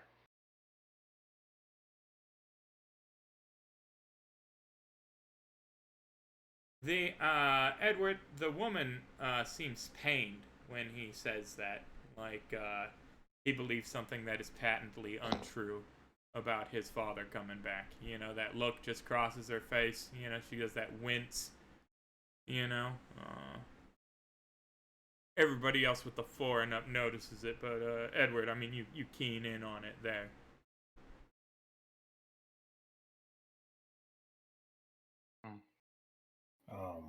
You may have some pertinent knowledge that you might want.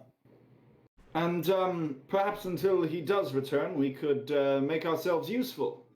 Well, it does look like a storm's on, and we do need to get the cattle in. You don't rightly look like you got no experience with cattle. No offense, mister, she says, jawed per his fox hunting coat. Mostly sheep myself, but I'm sure that we can get it sorted between the four of us. If you gentlemen will help my Billy here get the cattle in, we could set you up. Some infantrymen were through here a few months back and left up a campsite that you could get set up. I can't let you in the house, and I wouldn't reckon you'd be safe in the barn, but you'd be fine setting up a fire here in the yard and posting up. I reckon I could even get you some victuals. Well, we'd be most obliged. I'm sure we shan't have any trouble with an expert such as your son leading us. Indeed. I'm Sherilyn. This is Billy. Very nice to meet you, ma'am. I'm Grayson. Edward. Gentry.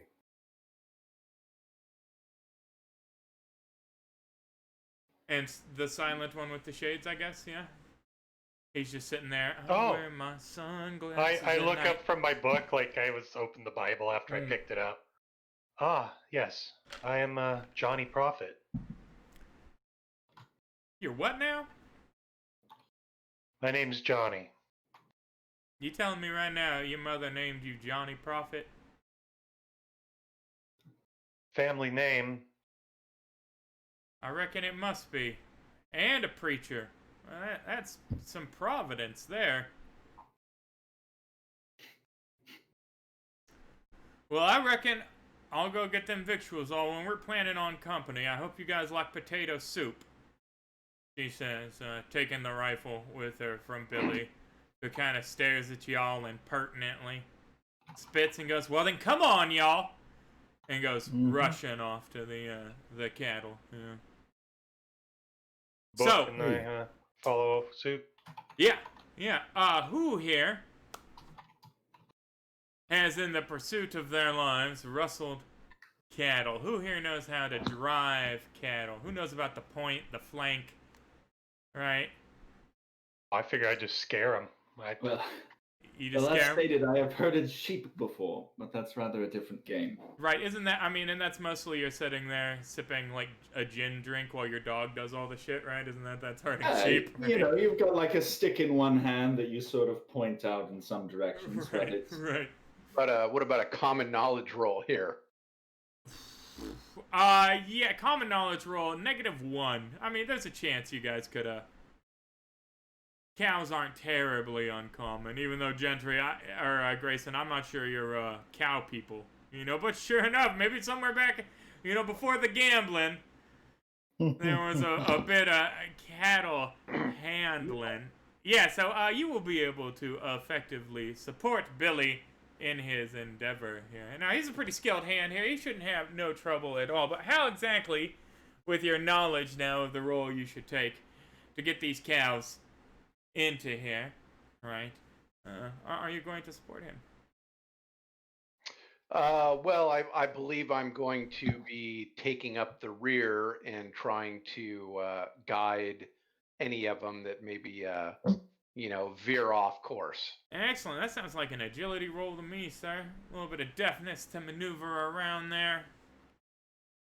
Hey, yeah, and you are very helpful. That is until the lightning bolt strikes the tree that stood in the center of the field, and suddenly the cattle panic. One of them plows through the fence line, and we have ourselves a good old stampede on. So, guys,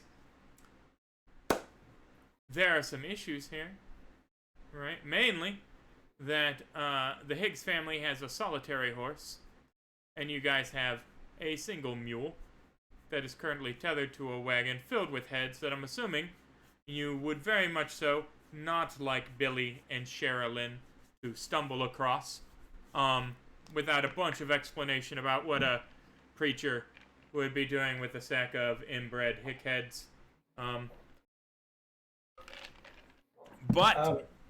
Yeah. If I may, I would think that I was probably riding flank on the horse, but that may be, you know. Sure, if you want to. Well, I mean, Billy's on his horse. If you want to be flank on the Okay, so he mule, would- yes. Well, I suppose in that case it would probably be. Move, drat! I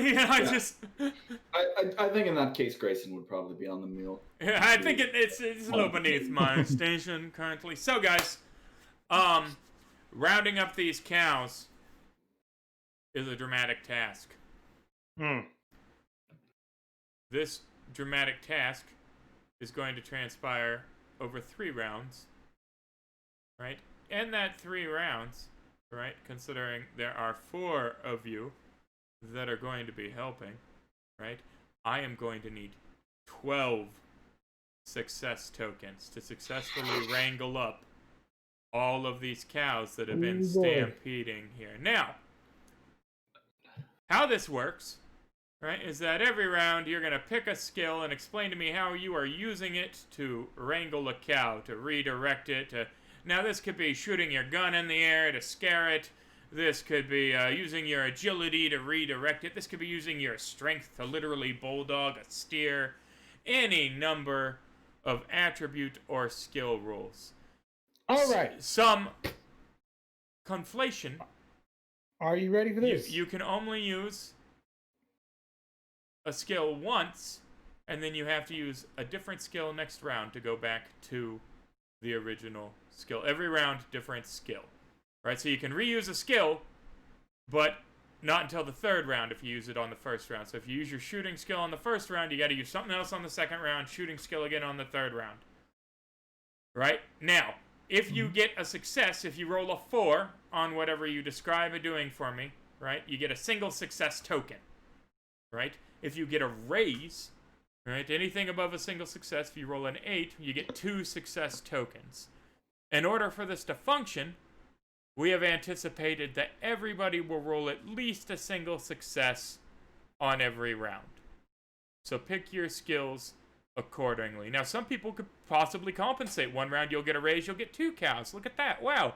You have more tokens than you need. You're picking up other people's slack. Or this could go horrifically, and they could lose all of their cattle. And you would probably find yourself less predisposed to the gratuity of their company, were that to transpire. So, Gentry, I interrupted you earlier. You clearly had a plan. What is your first skill or attribute roll in this dramatic task? Round 1. All right. So, I am going to use my shooting to spook and corral these spooked cows. Yes, sir. Firing into the air to use the sound of the gunshot to redirect them away from the panic of the lightning crack. Give me a shooting roll, Gentry Owens. All right, here we go. Ooh, I saw a 1 there. Lord of mercy. That doesn't matter, though. 20? Have you rolled a 14 and a 20 tonight? You're punching in codes, bro. Yeah, unfortunately, it doesn't matter how many raises you get. It's still just 2 success tokens. But yeah, gunshot, boom. 2 of them go. Yay! We have 2 of the 12 tokens we currently require. First round. Johnny Prophet, you're up next. Well, I reckon that I've realized that animals seem to be naturally terrified of me now. They are, yes. Mm-hmm. I am going to use my athletics to run around and just my natural fear of me have them turn away back the way whence they came. Yeah, just like, woogity boogity. Yeah. Mm-hmm. And just start running around corralling. Right, no, feeling it, yeah. Mm-hmm. Okay. Let's get the athletics roll. Oh, yeah, you guys are on fire tonight. There we go. There's 2 more. We're up to 4 total of the 12 we need. Oh, 1 coinkydink I forgot to mention. Should one of you critically fail, the dramatic task automatically fails. Oof. You could have 11 success tokens, and the very last roll could be a critical failure. Now, it should also be said, I have discovered a single solitary force in the entirety of the Deadlands universe that can negate a critical failure. And it is a chi point, which none of you have. So, good luck. 4 successes, and next up, Edward William Henry Somerset, Esquire. It's got to be Esquire. Why isn't there an Esquire on there? Essentially. Well, you said it, and now I have the mental picture of it, so I have to do it. I am going to bulldog one of these. Oh, yeah. He's going to walk up. So, I don't know if you guys have ever bulldogged a steer, right? But you take their horns, right? You grab one of them. You grab the other one. You put the horn closest to you right into the crook of your hip while pulling up the other horn. And then you hip toss the cow, right? And with its head twisted, right, you can literally land on top of it and use the weight of your body and the momentum to take a full side. Now, bulls, no, but steers, right, and just normal cows, certainly, you can bulldog them. You can grab the horns, twist their head, and just sit them down. You do that if you're castrating them, if you're cleaning their hooves, whatever you're doing to them. It's how it's handled traditionally. So yes, he is attempting to grab the cow by the horns, ratchet its neck up and down, and then hip toss it and land on top of it. I am overconfident. Yes, sir. That. Oh my God, guys! Boom. There we go, up to 6 tokens. Yeah, you hip toss one of these cows, and another cow's like, nah, fuck that, right? And just goes trotting back into the pasture. So that's 2 there. Excellent. Grayson. Well, I think we know it's upon me to critically fail at this point. Right. But I'm thinking that I can outsmart these cows, and I can get into a position that I'm pretty sure they're going to try and flee into and make a lot of ruckus and get them to flee back into the area we would like. So you want to trick the cows with an opposed smarts roll? What are you doing here? What is... That is correct. Alright, so cows are D4 smarts. Watch out. Fortunately, since they have animal intelligence, it cannot explode. They critically fail. Well, they don't critically fail because they're cows. I guess they could critically fail. Let me roll a d6. Let's see if the cows critically fail. They don't critically fail, but yes. With your smarts roll, you have exceeded them by a raise. And have procured yourself 2 tokens. Moving us to the second of our 3 rounds. Everybody having gotten a raise on their first round, giving us 8 of the 12 total. Bearing in mind that once we reach 12, the task ends. It doesn't have to go all 3 rounds. So, Gentry, you used shooting on your first round. Second round, then, sir. All right, our second round. We are going for our fighting roll. You gonna punch a cow? I am going to use this in a way to guide the cows, all right? I'm talking sumo style, get wide and low, and just start. Just center of mass. All right, fighting roll to sumo squat the charging cow. You know, fuck, that would really be strength. I mean, really, what you're talking about is more of a strength. You know what? Fighting. Fuck it. Let's make it fighting. Let's have fun. See, now it would be strength for the common layman. Now, but for a fighting type, I see. I didn't realize how to move body weight. You spent years with the cow foo. I spent years fighting portly fellows in the bar. Right. There you go. All right. Fair. Fighting roll. If I could grab my die. Oh.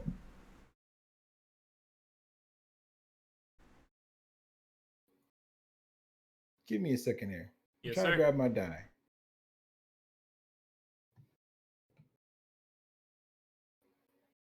You should just be able to double click it too, potentially. Uh-oh.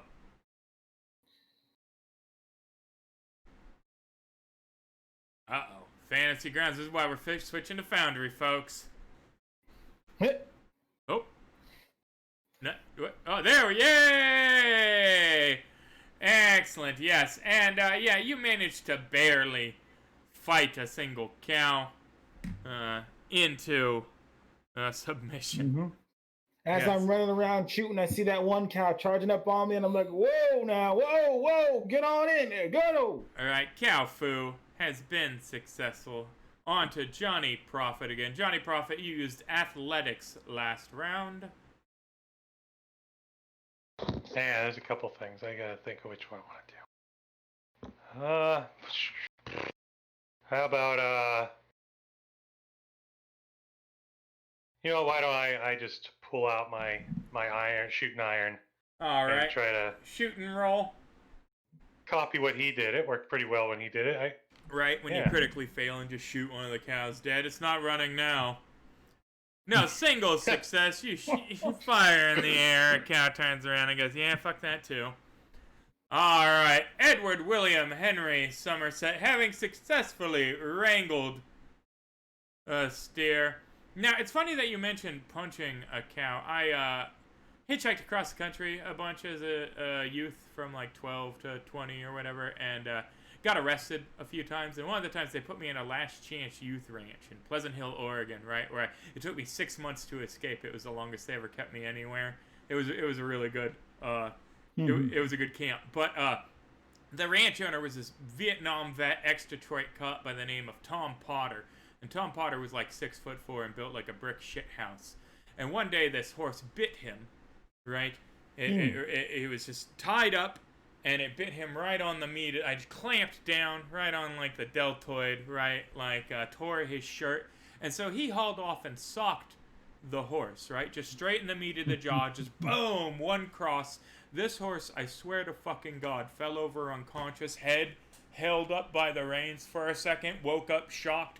Motherfucker punched a horse unconscious. Yes, no, seen this with my own eyes. So, cow fighting, maybe. Maybe. I believe it. And horses are smart animals. Like when they do something, horses know what they're doing, right? And if you sock that horse after they make that conscious decision to bite you, that horse learned that day that was not the right thing to do. That's why you take a horse's nuts off. Stallions suck. But Edward William Henry Somerset. Yes. How many successes are we at? We are currently at 10 of our requisite 12. Alrighty. Well, in that case, I think for this one, I'm just going to try and persuade them. Would that be acceptable? Wait, no. Okay. You know, like, you can't be like, will somebody rid me of these meddlesome cows, right? I was literally thinking like, pardon me. And just sort of excuse me. No, I mean, they are panicked and running about in a frenzy currently. The says, no. Good try, though. A for effort. Okay, well then, would it be feasible to maybe notice some slinking off, call them out? Yes, you could definitely see a straggler. Yeah.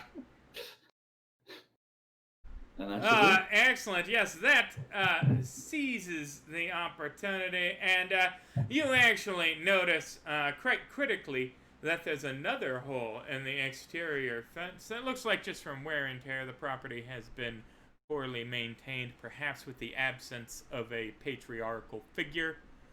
And you managed to block it bodily, which prevents the cows from escaping any further than the fields around the house, which allows everybody, a half hour, lots of panting, rain falling, and cows are safe. Every single one. Congratulations. You have saved the Higgs Ranch from certain disaster. But you come back, and sure enough, true to her word, there's like one of those 20-man canvas tents laid out, to be set up. I imagine anybody with any kind of, military experience, Edward, you would be very familiar with this style of tent. All right, and you can smell the aromatics of a leek and potato soup coming from the open windows in the front of the house, Yeah, and I could also help with the setting up of the tent too, because more military service. That's right. I keep forgetting. Yes. Conscripted into the Confederacy. Yeah. So you're pretty much. You've seen this. Oh, it's the 803. Yeah. The tent comes together in no time, and you are invited to come have the soup. Not in the interior of the house, mind you, because that wouldn't be proper. Sherilyn insists that without the husband here, you can't have a man in the house. But she brings out a pot of the soup and some tin dishes, right, for you guys to enjoy it in your tent or around the campfire. The rain has subsided at this point, and the clouds still loom overhead threateningly, but there's a break in it all. Well, thank you for that. Y'all probably our pleasure. What's appreciated? Thank you for your help on this here ranch of yours. We'd be more than obliged to help you out. Now. Oh well, I appreciate the offer, but I think this would be better if this was just a short-term affair. You see, it wouldn't be decent, sir. But I appreciate it. Little Billy here, he's coming on well. It ain't often there's a calamity of this sort, but that was a real close lightning strike, and thank you, she says, and kind of awkwardly hurries back inside. Billy, go help your mother out. Yes, sir. He says, did a great job out there, Billy. Yeah, I know. He says, you got that fire out of you, good old boy. All right. Billy's all maybe 12, trying to play the role of the man, clearly not doing a tremendous job, but putting in the hours, doing what he can. He's got the spirit. He's got the spirit. Yeah, he gave you guys a warning shot, right? He was ready. He was with his little squirrel hunting rifle. He was gonna Plaka. I mean, not in the eyeball, you know. Right. It is Savage gentlemen, Worlds. It's true, gentlemen. You think what I'm thinking? This is the man that everybody's looking for. We're not going to burn the place down, Prophet. Oh, no.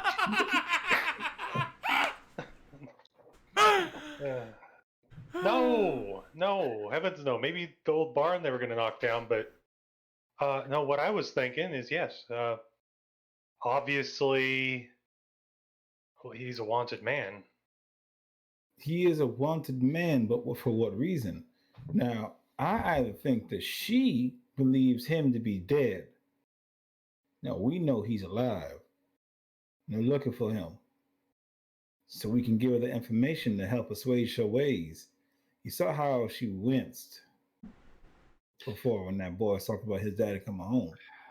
Gentlemen, I must admit that I'm not fully clued in on the situation here, but I would say if this man is within the maze, then even if you have seen him recently, his survival is not guaranteed. Well, look around. We're in the maze now, and this is a family that's been living here for quite some time. He's a man of some importance, so he might actually know how to survive out here quite deftly. I want to tell her purely out of spite because I really dislike those agency men. Tell her discreetly without the boy around. And let's be clear. We don't know that he's alive. We just know that there's a few different people that are looking for him. And if they're looking for him, as powerful as they are, they know something else. They know something's up. Frankly speaking, that makes it all the more likely that he's dead. If he's got, you said agents looking after him and other folks as well. And Texas Rangers. He's likely to be thrown down a cliffside. If they would have found him by now, they wouldn't have been asking us multiple times. It's worth a shot. Perhaps you're right, gentlemen. Perhaps you're right. News travels slow out here. I don't want to be one to spook her. Perhaps somebody else should, with the gift of gab, should go speak with her. Billy comes back out of the house with a jug and says, Ma said I should offer y'all some corn liquor. Oh, I perk up to that. That is most generous of you both.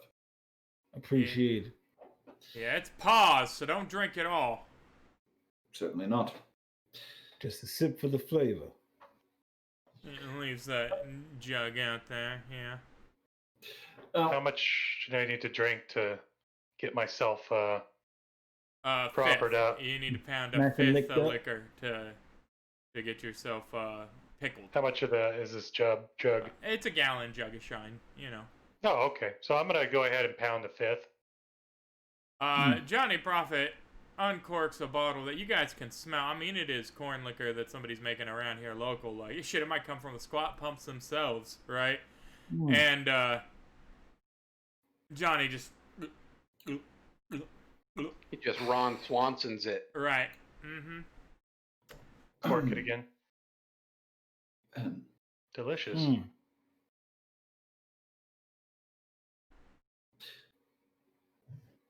I just took everyone's breath away. Fifth of Seagram's tequila in a single pull, and I had a really bad night.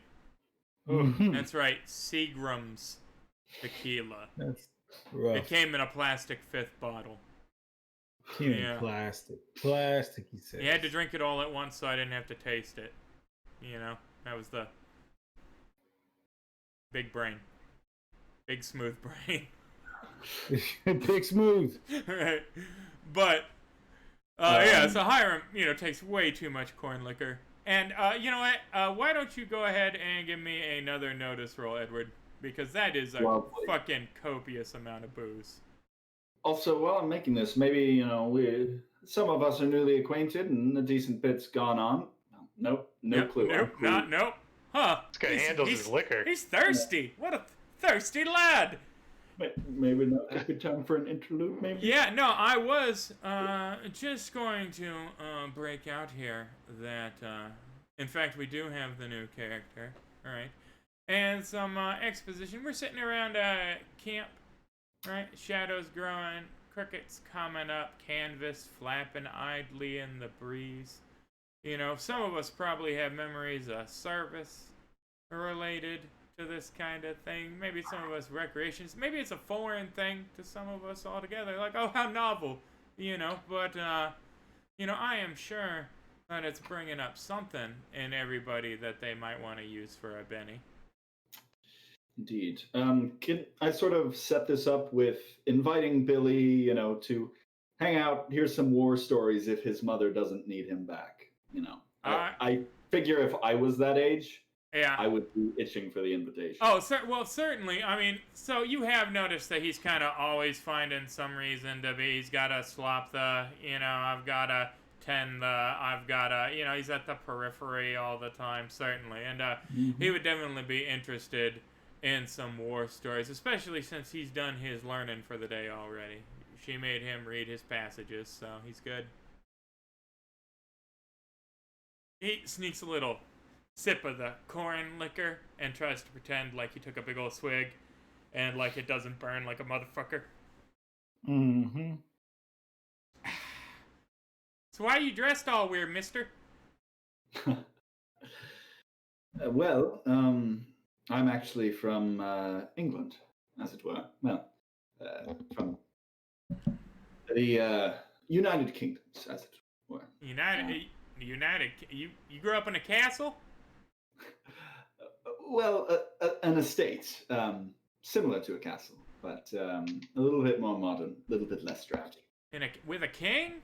And like knights?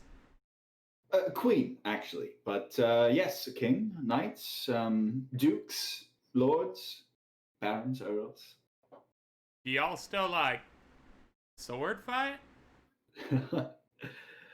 Well, I'll probably go ahead and pull out the bayonet for my martini. Right. We've advanced a little bit beyond that, but when the time comes.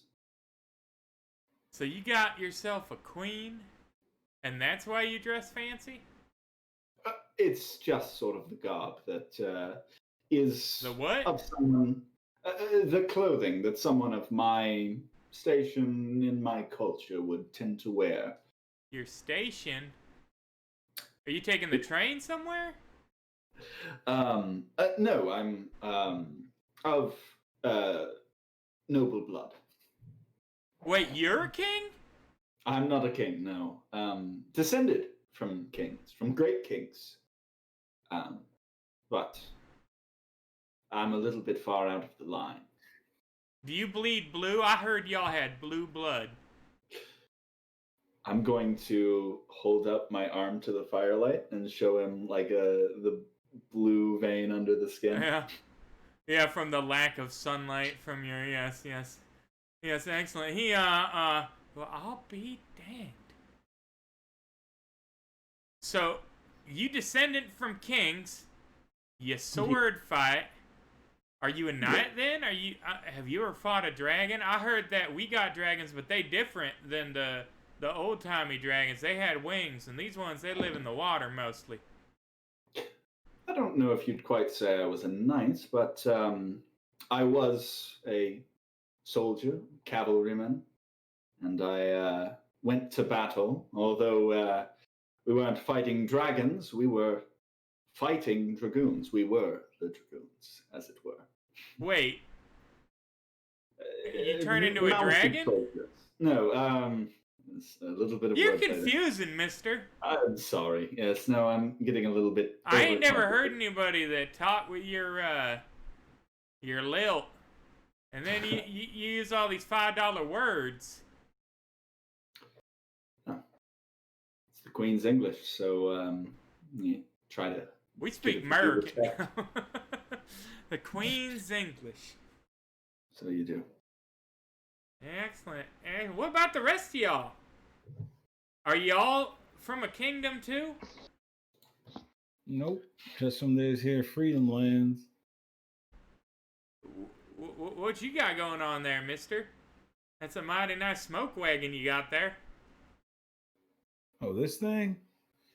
Family heirloom. You look Spend like you know time how to with use it. something. Mm-hmm. You spend time with something, you hone your skill, you practice with it real good, you get real close to it, like it becomes something special to you. I can shoot crows off the crops with Daisy from near 100 paces, mister.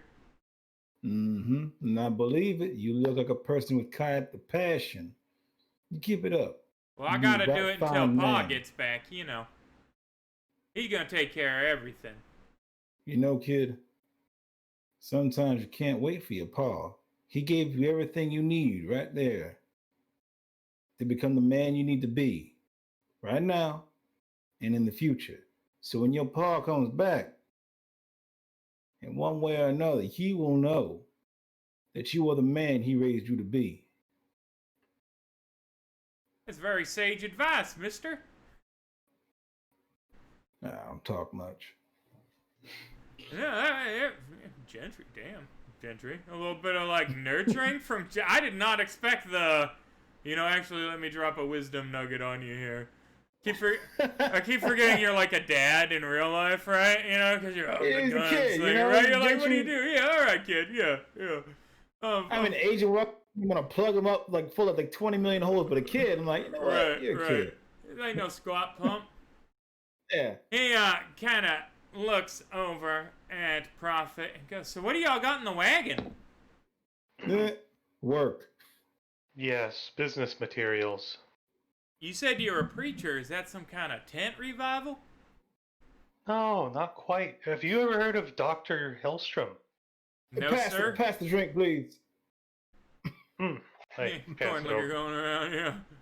Yeah. Well, was a great scientist and pioneering a railroad into the state. And I used to study under him as both a man of science and God.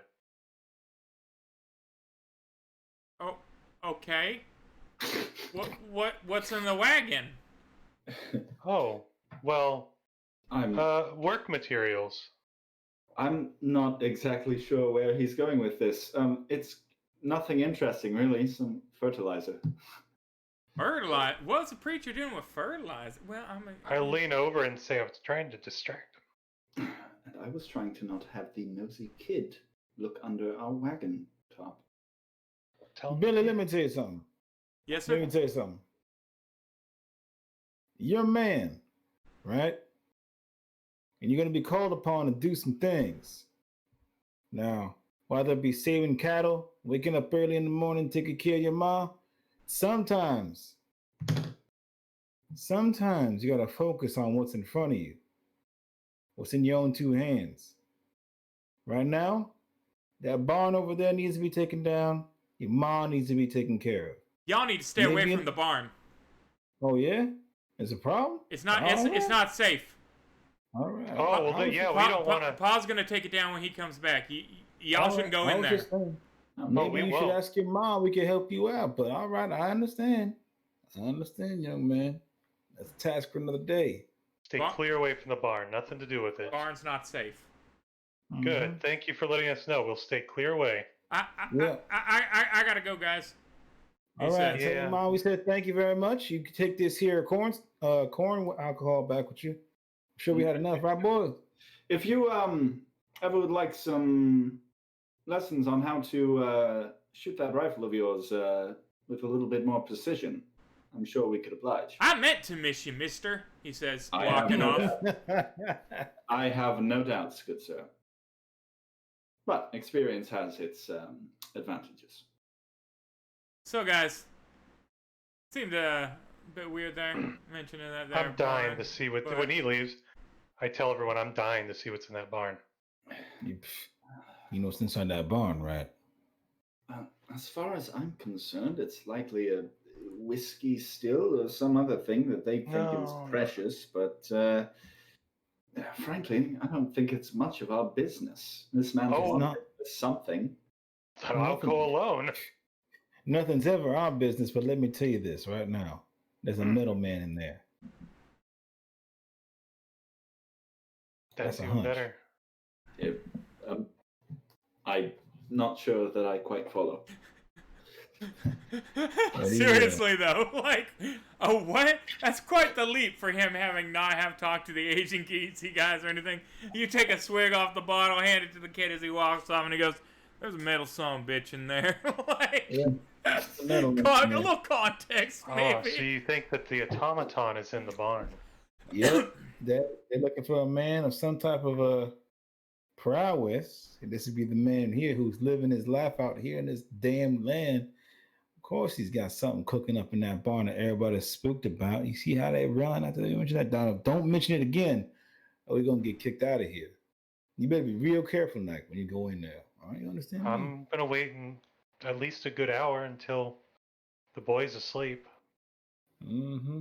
I think, gentlemen, that we'd likely need to do more than that. I Well, believe that the mother in there will not be getting any sleep tonight. Wait, what? What? Okay, let me clarify that. Okay, yeah, yeah. No, Because let's. I like the idea that I say that and everybody responds like that. Right. Edward's new query is a MILF. Right. In character, I meant that she will be watching that barn as character. We're going to go over there. Right. Totally cool if y'all hear that, Mhm. as stated though in character. Right. Hmm. Oh, I understand, and I should be taking a nap before something pops off because I know we're gonna get run out of here. And I do not want to be tired. Why don't we bed down a little bit and then tackle it before the sun rises? You know, we set on getting run off. I'm quite content to just leave on our own merits, but I mean that is your gentleman's. One way or another, I'm gonna see what's in there. Well, Mister, what Fair was your enough. name again? Edward. Edward William Henry Somerset. Yeah, welcome to America. Freedom. But I'm gonna get my D6 hours of sleepy pie in now and see how much time I have to be meddlesome. sure. Yeah, go Then ahead. we're gonna get our D6 hours of freedom. Your freedom slumber. Mm-hmm. Here's my freedom slumber. Boom. 3 hours later, the embers of the campfire you had set up are smoldering and low, barely putting off heat and light. If everybody wants to be sleeping, they can be sleeping. If they're sleeping lightly, they can be sleeping lightly. If they're awake, they can be awake. But, Johnny Prophet, you awaken to something, and everybody who is awake is going to give me a notice roll at a -2.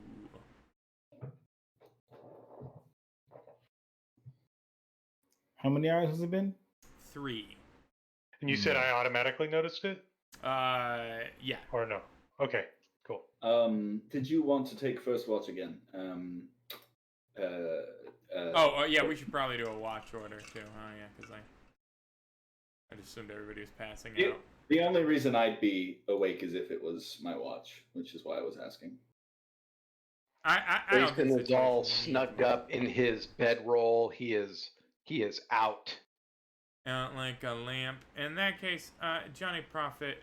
No, actually, give me the notice roll of the -2. That was for the sleep there. Yeah. Oh, okay. Notice roll at a -2. Here we go. Excellent. You hear something moving around. It wakes you up. There's a little bit of a kind of sound. And then, as you open the tent flap, you catch the spectacle of little Billy looking around, holding a hooded lamp, and then darting into the dilapidated barn. Tree. I gently touch him on the shoulder, saying his name. Gentry. The mechanical man. I heard a servo piston actuator. Servo what'n? All right. Doesn't matter. It sounded like one. And then I saw the boy. Billy came out with a lantern, looking around, and went back into the barn. Well, I was right. God damn. And that boy's still awake? Oh yeah, I'm going to put 2 and 2 together and say he's tinkering on something in the barn. Yep. Either one or two things. We befriend them, or we figure out what's inside that thing, because we ain't gonna get in there easy. I mean, it seems like it would be probably as easy as just walking up to the dilapidated barn and like peering in through one of the. It's not like it's Fort Knox or anything. There's no sign of light from the house. You would assume the mom was actually asleep. And with a little reflection, everybody who's awake right now, give me a smarts roll.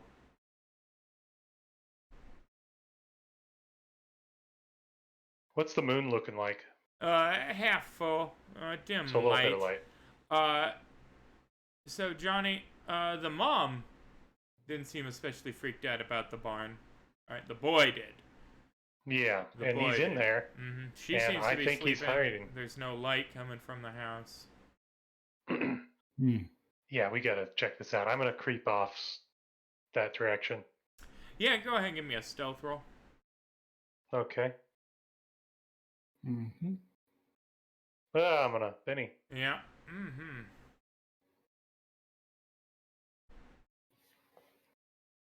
There we go. You creep up to the dilapidated barn's side and peer through a hole in the weathered slats. Right? And you can't see anything at first in the blackness. It appears that little Billy has quenched the lantern upon entering. But then suddenly a pair of bright red eyes pan just glowing.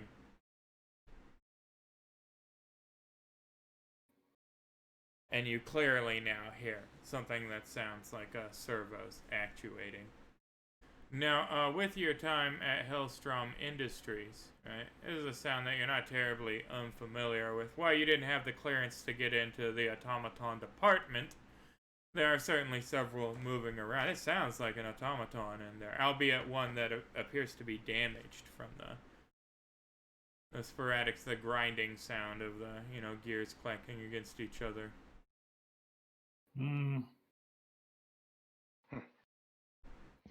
I'm just going to creep on back over and report what I saw. I'm pretty certain it is a damaged automaton. I saw its red eyes. It was its actuators grinding. But the boy, he turned out the lantern, so it was dark in there. Oh man, so this is exactly what we're looking for. I mean, what they're looking for. Correct. Can we help that boy out somehow? Why don't we get him away from the barn and just tell him we know what's going on and try to convince him to accept our help? Maybe, these things they're very unpredictable. This could have lost its memory from a damage and it's like a friendly automaton, or it's persuading him, threatening to kill his mother if he doesn't help it. It could be all sorts of things. I don't follow. I don't know any of this automaton business. I'm sorry. Chemical minds are unpredictable. Listen. Let's be. Who here can talk? I don't talk much. I have the gift of gab. You better placate this child, and maybe we can help him get in there and fix that thing.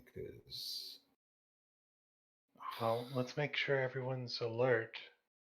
Let's go wake up the boys. They kick you two awake.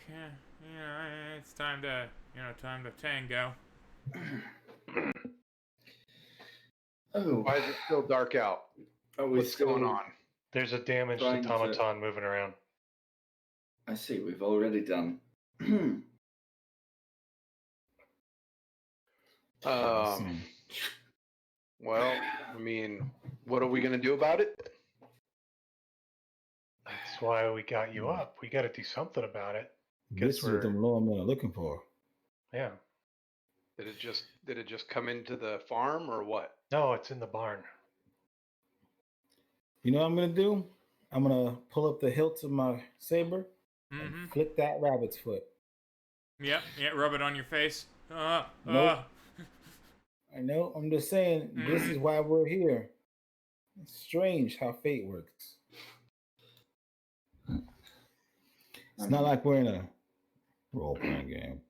Right? It's not like all this was preordained by really just, you know, all right, here's the next adventure. Shove it in there. No, this is the fate ordaining it.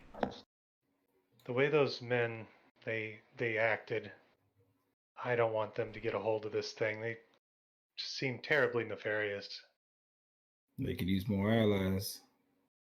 So, Johnny Prophet, smarts roll, please. Yeah, I can do that.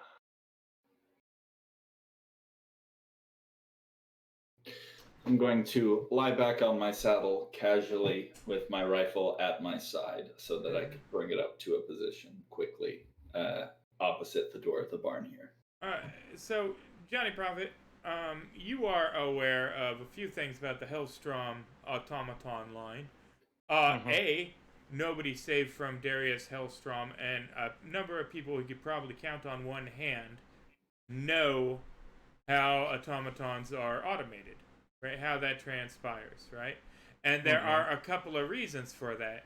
The predominant one being that upon being damaged, they explode.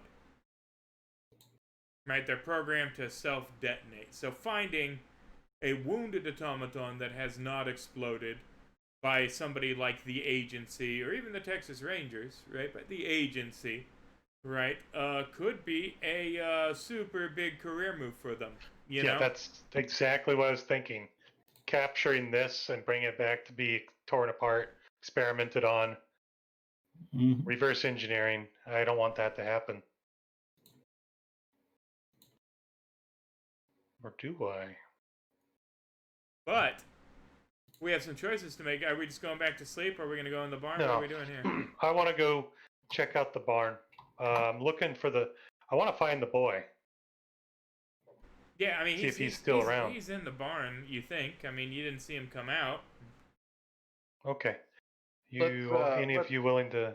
Let's talk about this a little bit because, I mean, well, I guess just you and I, we saw what one damaged automaton was doing to friend and foe alike. That's Now, true. That one holding that bridgehead. Maybe this one doesn't see Billy as a threat, but what happens if we walk in there? That's why we go outside. We calmly call Billy out. I believe that if the boy goes in there and he's not attacked by the automaton, there's I would say, not zero chance that he has some modicum of control over it. And frankly speaking, with how jumpy he was earlier, I wouldn't like to provoke him in that manner. Exactly. And worst case scenario, for some strange reason, this damaged automaton sees itself as a protector role to him. The automaton gets aggressive. We just simply use the boy to shield ourselves. Wait, that came out wrong. The Gatling gun on him. Oh! Maybe you just wait for the kid to come out of the barn and go back into the house and call him over. I mean, gentlemen, I feel like this is rather simple. It's a child sneaking out after bed. We go in, tell the mother that we saw her son sneaking into the barn, which they clearly stated was so dangerous. I don't know if going like to tell my mom is a good idea. Just rat him out to his mom. Perhaps not, but it would serve the even purpose. I'm okay with that idea as well. It kind of covers all of our bases. I gotta say, this is a cannibalized adventure, right? And they ran through quite a few scenarios that would be like, maybe they'll do this.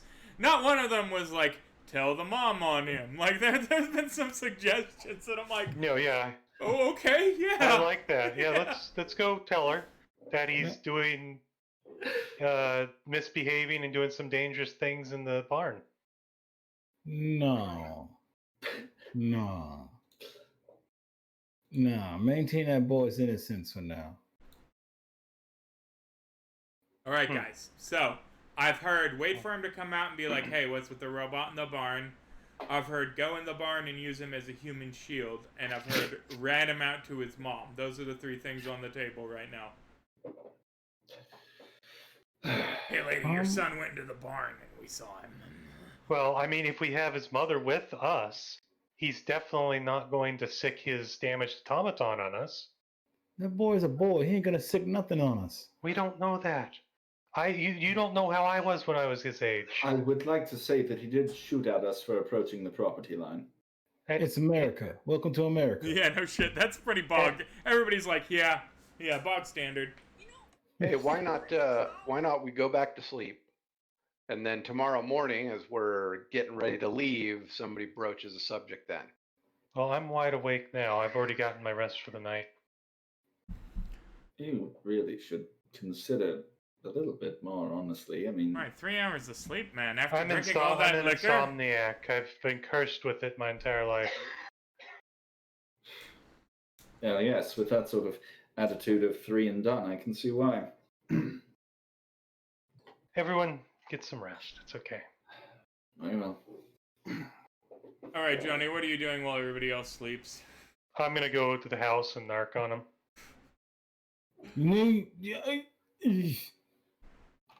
Is everybody else going to sleep?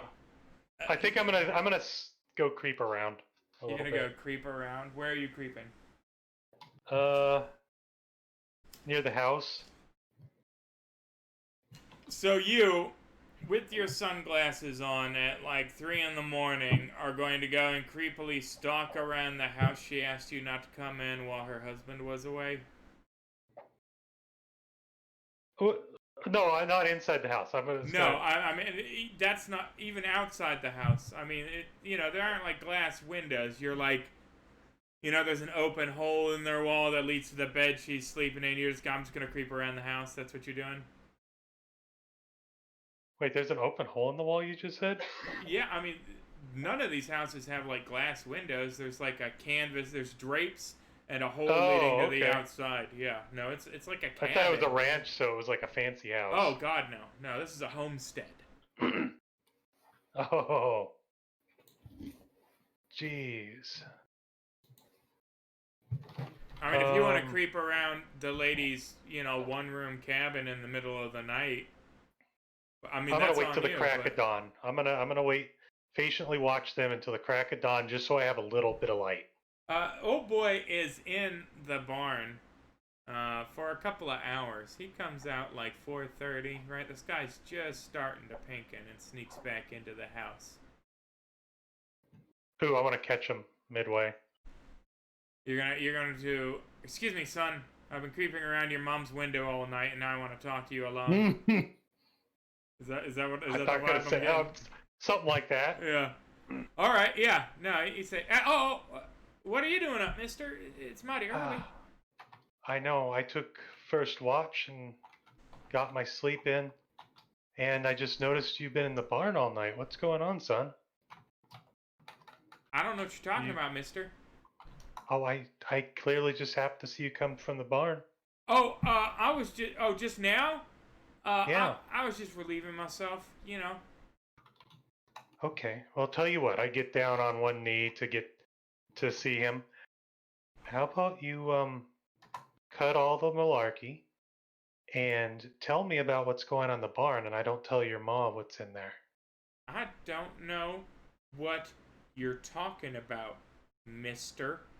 But I would stay away from that barn if I knew what was good for me, preacher man. All right. How about I tell you this? You ain't my dad. Stop trying to talk to me like you is. Do you want to wake your mother up right now? If you do, I'll have to tell on her. I'll tell my mother that you tried to have your way with me, you creepy-looking son of a bitch. Now, is that what you want? Is that what you want? Stay away from my barn and stay away from me, mister. Well, we'll see about that. I need an adult. I'm going to go see what's in that barn because you won't be friendly with me. Don't do that, mister. I'm warning you. I'm guessing we're awake at this point. Yeah, I think is shouts of Raza. So I'm going to walk over with my gun slung under the Hold on. I'm not, it's certainly not in a firing position, but it's very much in like a trail carry. Gentlemen, is there a purpose for the shouting at what can only be assumed to be 5 and 4 in the morning? I just warned the boy to keep his tone down, but your friend he's keep here shouting. won't leave me alone. He's saying This all is kinds something of weird stuff. Oh, Mr. Prophet, Oh, what exactly? young man, is this about what's going on in that barn? There ain't nothing going on in the barn. It just ain't safe, y'all. I know what you're talking about, kid. Now, And you're lying. you look at this here. I highly doubt he's lying. You know what? It's about a little bit of truth right now. You see this here gun that you looked at before? Yeah. It does something real special. I'm going to move this up. I don't he know like where fingers he's his going knife handle. No, I'm holding it. I'm holding it up. Yeah. Like this. I'm going to back away too. What's that, No mister? hand on the trigger. You see this here? Yes, This sir. is what my family was working on in a barn, much like this, dilapidated, but it was a secret.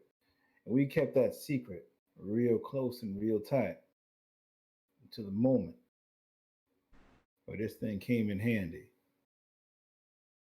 And then and I'm gonna let it flare up a little. Yeah. Just a little. It's like a little shimmer of silver across it. Yeah. Mm-hmm. You're gonna show the boy that you're magic? No, there's this little shimmer. Just across. no, just your normal little shimmer, not a magical one, a non-magical. It could be a trick of the light. It could be a trick of the light. A trick of the light. It'll glisten. Now,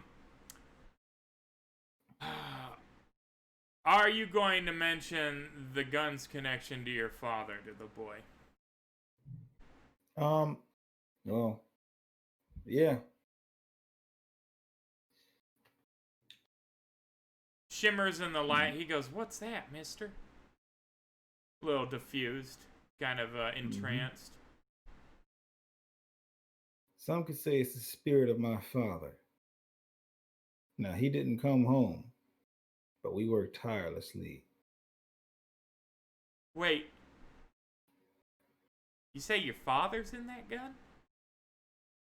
Well, there's a little bit of our father in everything that we put forth in the world. Oh, you mean like Jesus? No, like your father. What your daddy did for you, what my daddy did for me.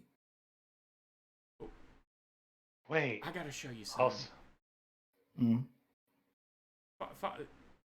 Leave that one here. He wears me out. Is your father in the machine? Huh? Is your father in the machine? We just cleared up that it's not like Jesus, Prophet. Yeah, you just keep him away from the barn. I need a dope. Prophet, you stay back. He smells like liquor. He's been drinking. I know how they get when they're drinking, preacher men. But Gentry, he's going to beckon you over to the barn. He wants everybody else to keep their distance. I gotta show you something. Your father's in that gun? Mm-hmm. Says, come on. He opens the barn door a crack, kind of glares back at Prophet. I'll move back to my angle at the fire. Alright. He reveals, you enter the barn, and again, it's just first light barely flickering, right? You see a couple of glowing red lights at the end, right? He lights a lantern in there, and there is an automaton, standard Hellstrom industry. It has a Gatling rifle for one arm and a massive claw for the other arm. The Gatling gun immediately ratchets up, fixes on you, and starts to spin, and you hear a click, click, click, click, click, click, click, click, and the Billy goes, Pa, no, it's okay, he's safe, and the gun ratchets down, right, and the claw opens and closes and goes back down to its side. It sparks a little as it does so. I know it sounds crazy, mister, but that's my pa in there. Really? Yes, sir. He's been gone a year. He went missing for work. This fellow showed up here about 3 weeks ago when my mom was out of town trying to pick up supplies, and at first I thought he was gonna kill me, but it's my pa, Mister. You see, he can spell his name.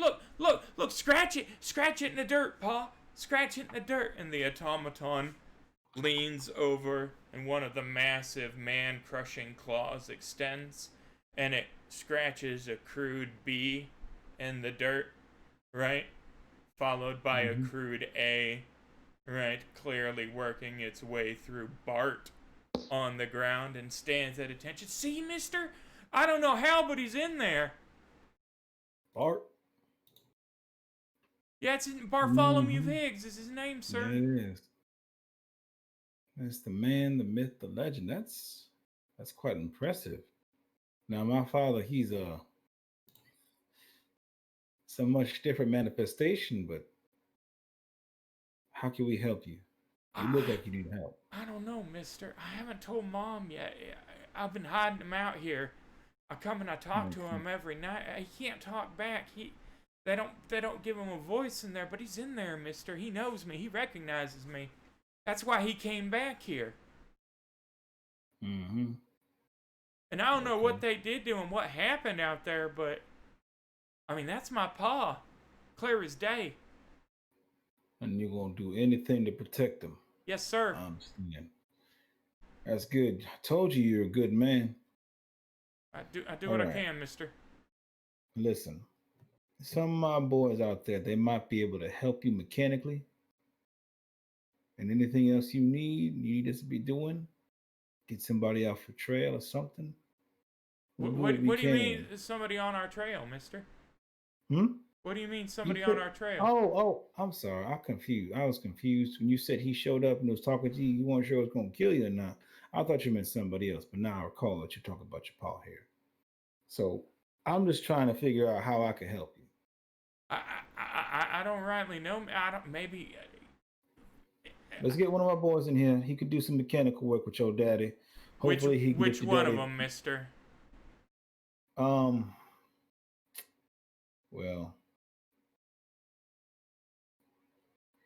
it's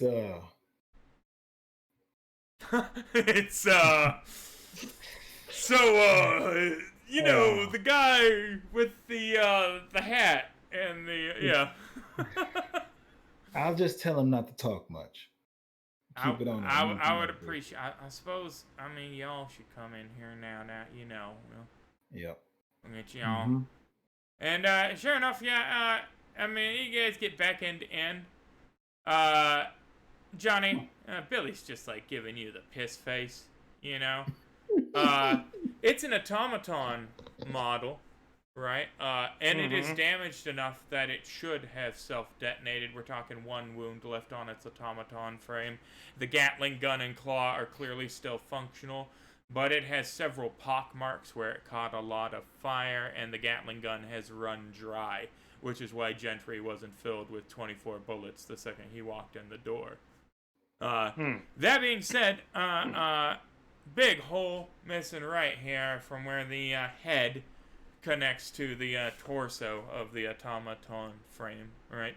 And you can see sparks and the gearworks moving in there. And it was clearly the wound that did whatever that had this thing's programming getting all fucky. Why the boy assumes it's his father it's ludicrous, but you know, maybe they he's don't put brains in projecting these on things or anything. No, they wouldn't do that.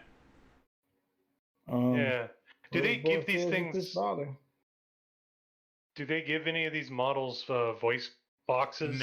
No, none of them can. No, I mean, then they'd be like, "Oh my God, fucking help me! My brain's in a robot." No, they can't. Yeah, there'd be no. I guess even with weird science, I wouldn't have the tools to normally, do that. Right? Like, well, speak languages. Technically, you could, but normally they aren't just forbidden from speaking, but there are a bunch of safeguards. The brain is just like it's like the battery more than anything. It's not supposed to be conscious. It's supposed to run on a series of punch card controls, right? Something's happened in this particular model, so Bartholomew clearly has access to his memories, found his way here after being severely wounded on a battlefield and not detonating for whatever reason, right? And is now trying to sort out what the hell's going on. But My certainly, daddy is a dreadnought. my daddy is Okay. a dreadnought, exactly, trapped in an immortal sarcophagus for all time. Yes. But I could. Oh yeah. Okay. notice rolls. Yeah, I know noticed some rolls. Can I get some butter on them, please? Yes, sir. Yeah, not too hard to notice this. There is the screeching and belching sound that some of you have only heard in major urban centers, generally, in that it sounds like a ghost rock-powered steam wagon out here in the middle of nowhere, clacking along roughly, with the boilers going overtime to make the grade up through the fence and the driveway. And no sooner than you guys hear the cacophony of this, old-timey tank, if I'm being 100%, really. It would be the best, analog for it, I suppose. You hear, over a rudimentary bullhorn loudspeaker system, "Come out with your hands up! We know Bartholomew Higgs is in there, and we have come to reclaim our property!" Well, Mr. Grayson, do you think we can talk our way out of this one? I'm gonna get to work. So, Get to work. What a cliffhanger. Prophet, before we cliffhanger, why don't you peep out the door and give me a weird science roll? Ooh, I will. Weird science. Weird science. That is a brimstone armored wagon. It is a top of the line Hellstar. It's essentially a tank on tracks, right? With a full Gatling gun mount, currently armed by men wearing Hellstrom Industries Retrieval Team Acquire. It appears as though Hellstrom is more than aware that one of his toys has escaped and has sent this team to sort it out for themselves. Additionally, let's see here. Grayson. From the side of the barn, you hear a psst. Psst. I say psst, man, come on. Over here. And Agent Cofield. Oh, you're muted, Jack. Bum, bum, bum. Uh-oh, audio. I wonder how much he's been talking now. Uh-oh. But, Agent Cofield says, "Listen, we know about the man and we can help you out here, but you're gonna have to play along, okay? Me and Swanson are here for backup. We're gonna have to deal with these people, though." Oh, you go ahead and deal with them then. No. We're gonna need your help. We're in this together. It's the only way you're gonna survive this. Do you think those boys are gonna let you live? Don't be silly, man. The agency has your back. And with that, that's our cliffhanger.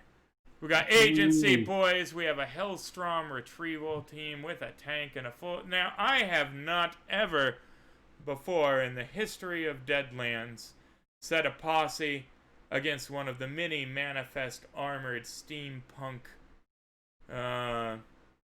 vehicles. So this will be an interesting encounter because you guys are A, in a rickety ass barn that they could probably just drive through, right? And B, that Gatling gun is rate of fire 3, and amps. Yes. I mean, it's a man cutter, right? It's and, no worse than a pig. No worse than a pig. Certainly. But I hope you all enjoyed watching. That is the show this evening. Cliffhanger to cliffhanger, where although this one isn't just going to be hand waved away by them taking Gibbs, because they're actually going to have to fight either the Hellstrom Industry rep or the agency. And we have a bit of a Sophie's choice here, don't we? Because this kid just wants his paw. But I'm pretty sure neither the Hellstrom guys nor the agency boys have any intention of letting that happen. And if you think that Darius Hellstrom or the agency send either of their boys into the field without any special kit, then you clearly don't understand the layers of choice that face you. But with that, from the League of Raconteur Explorers, may your dice always roll hot. Thanks for the subs, thanks for the follows, and thanks for watching, guys. Good night.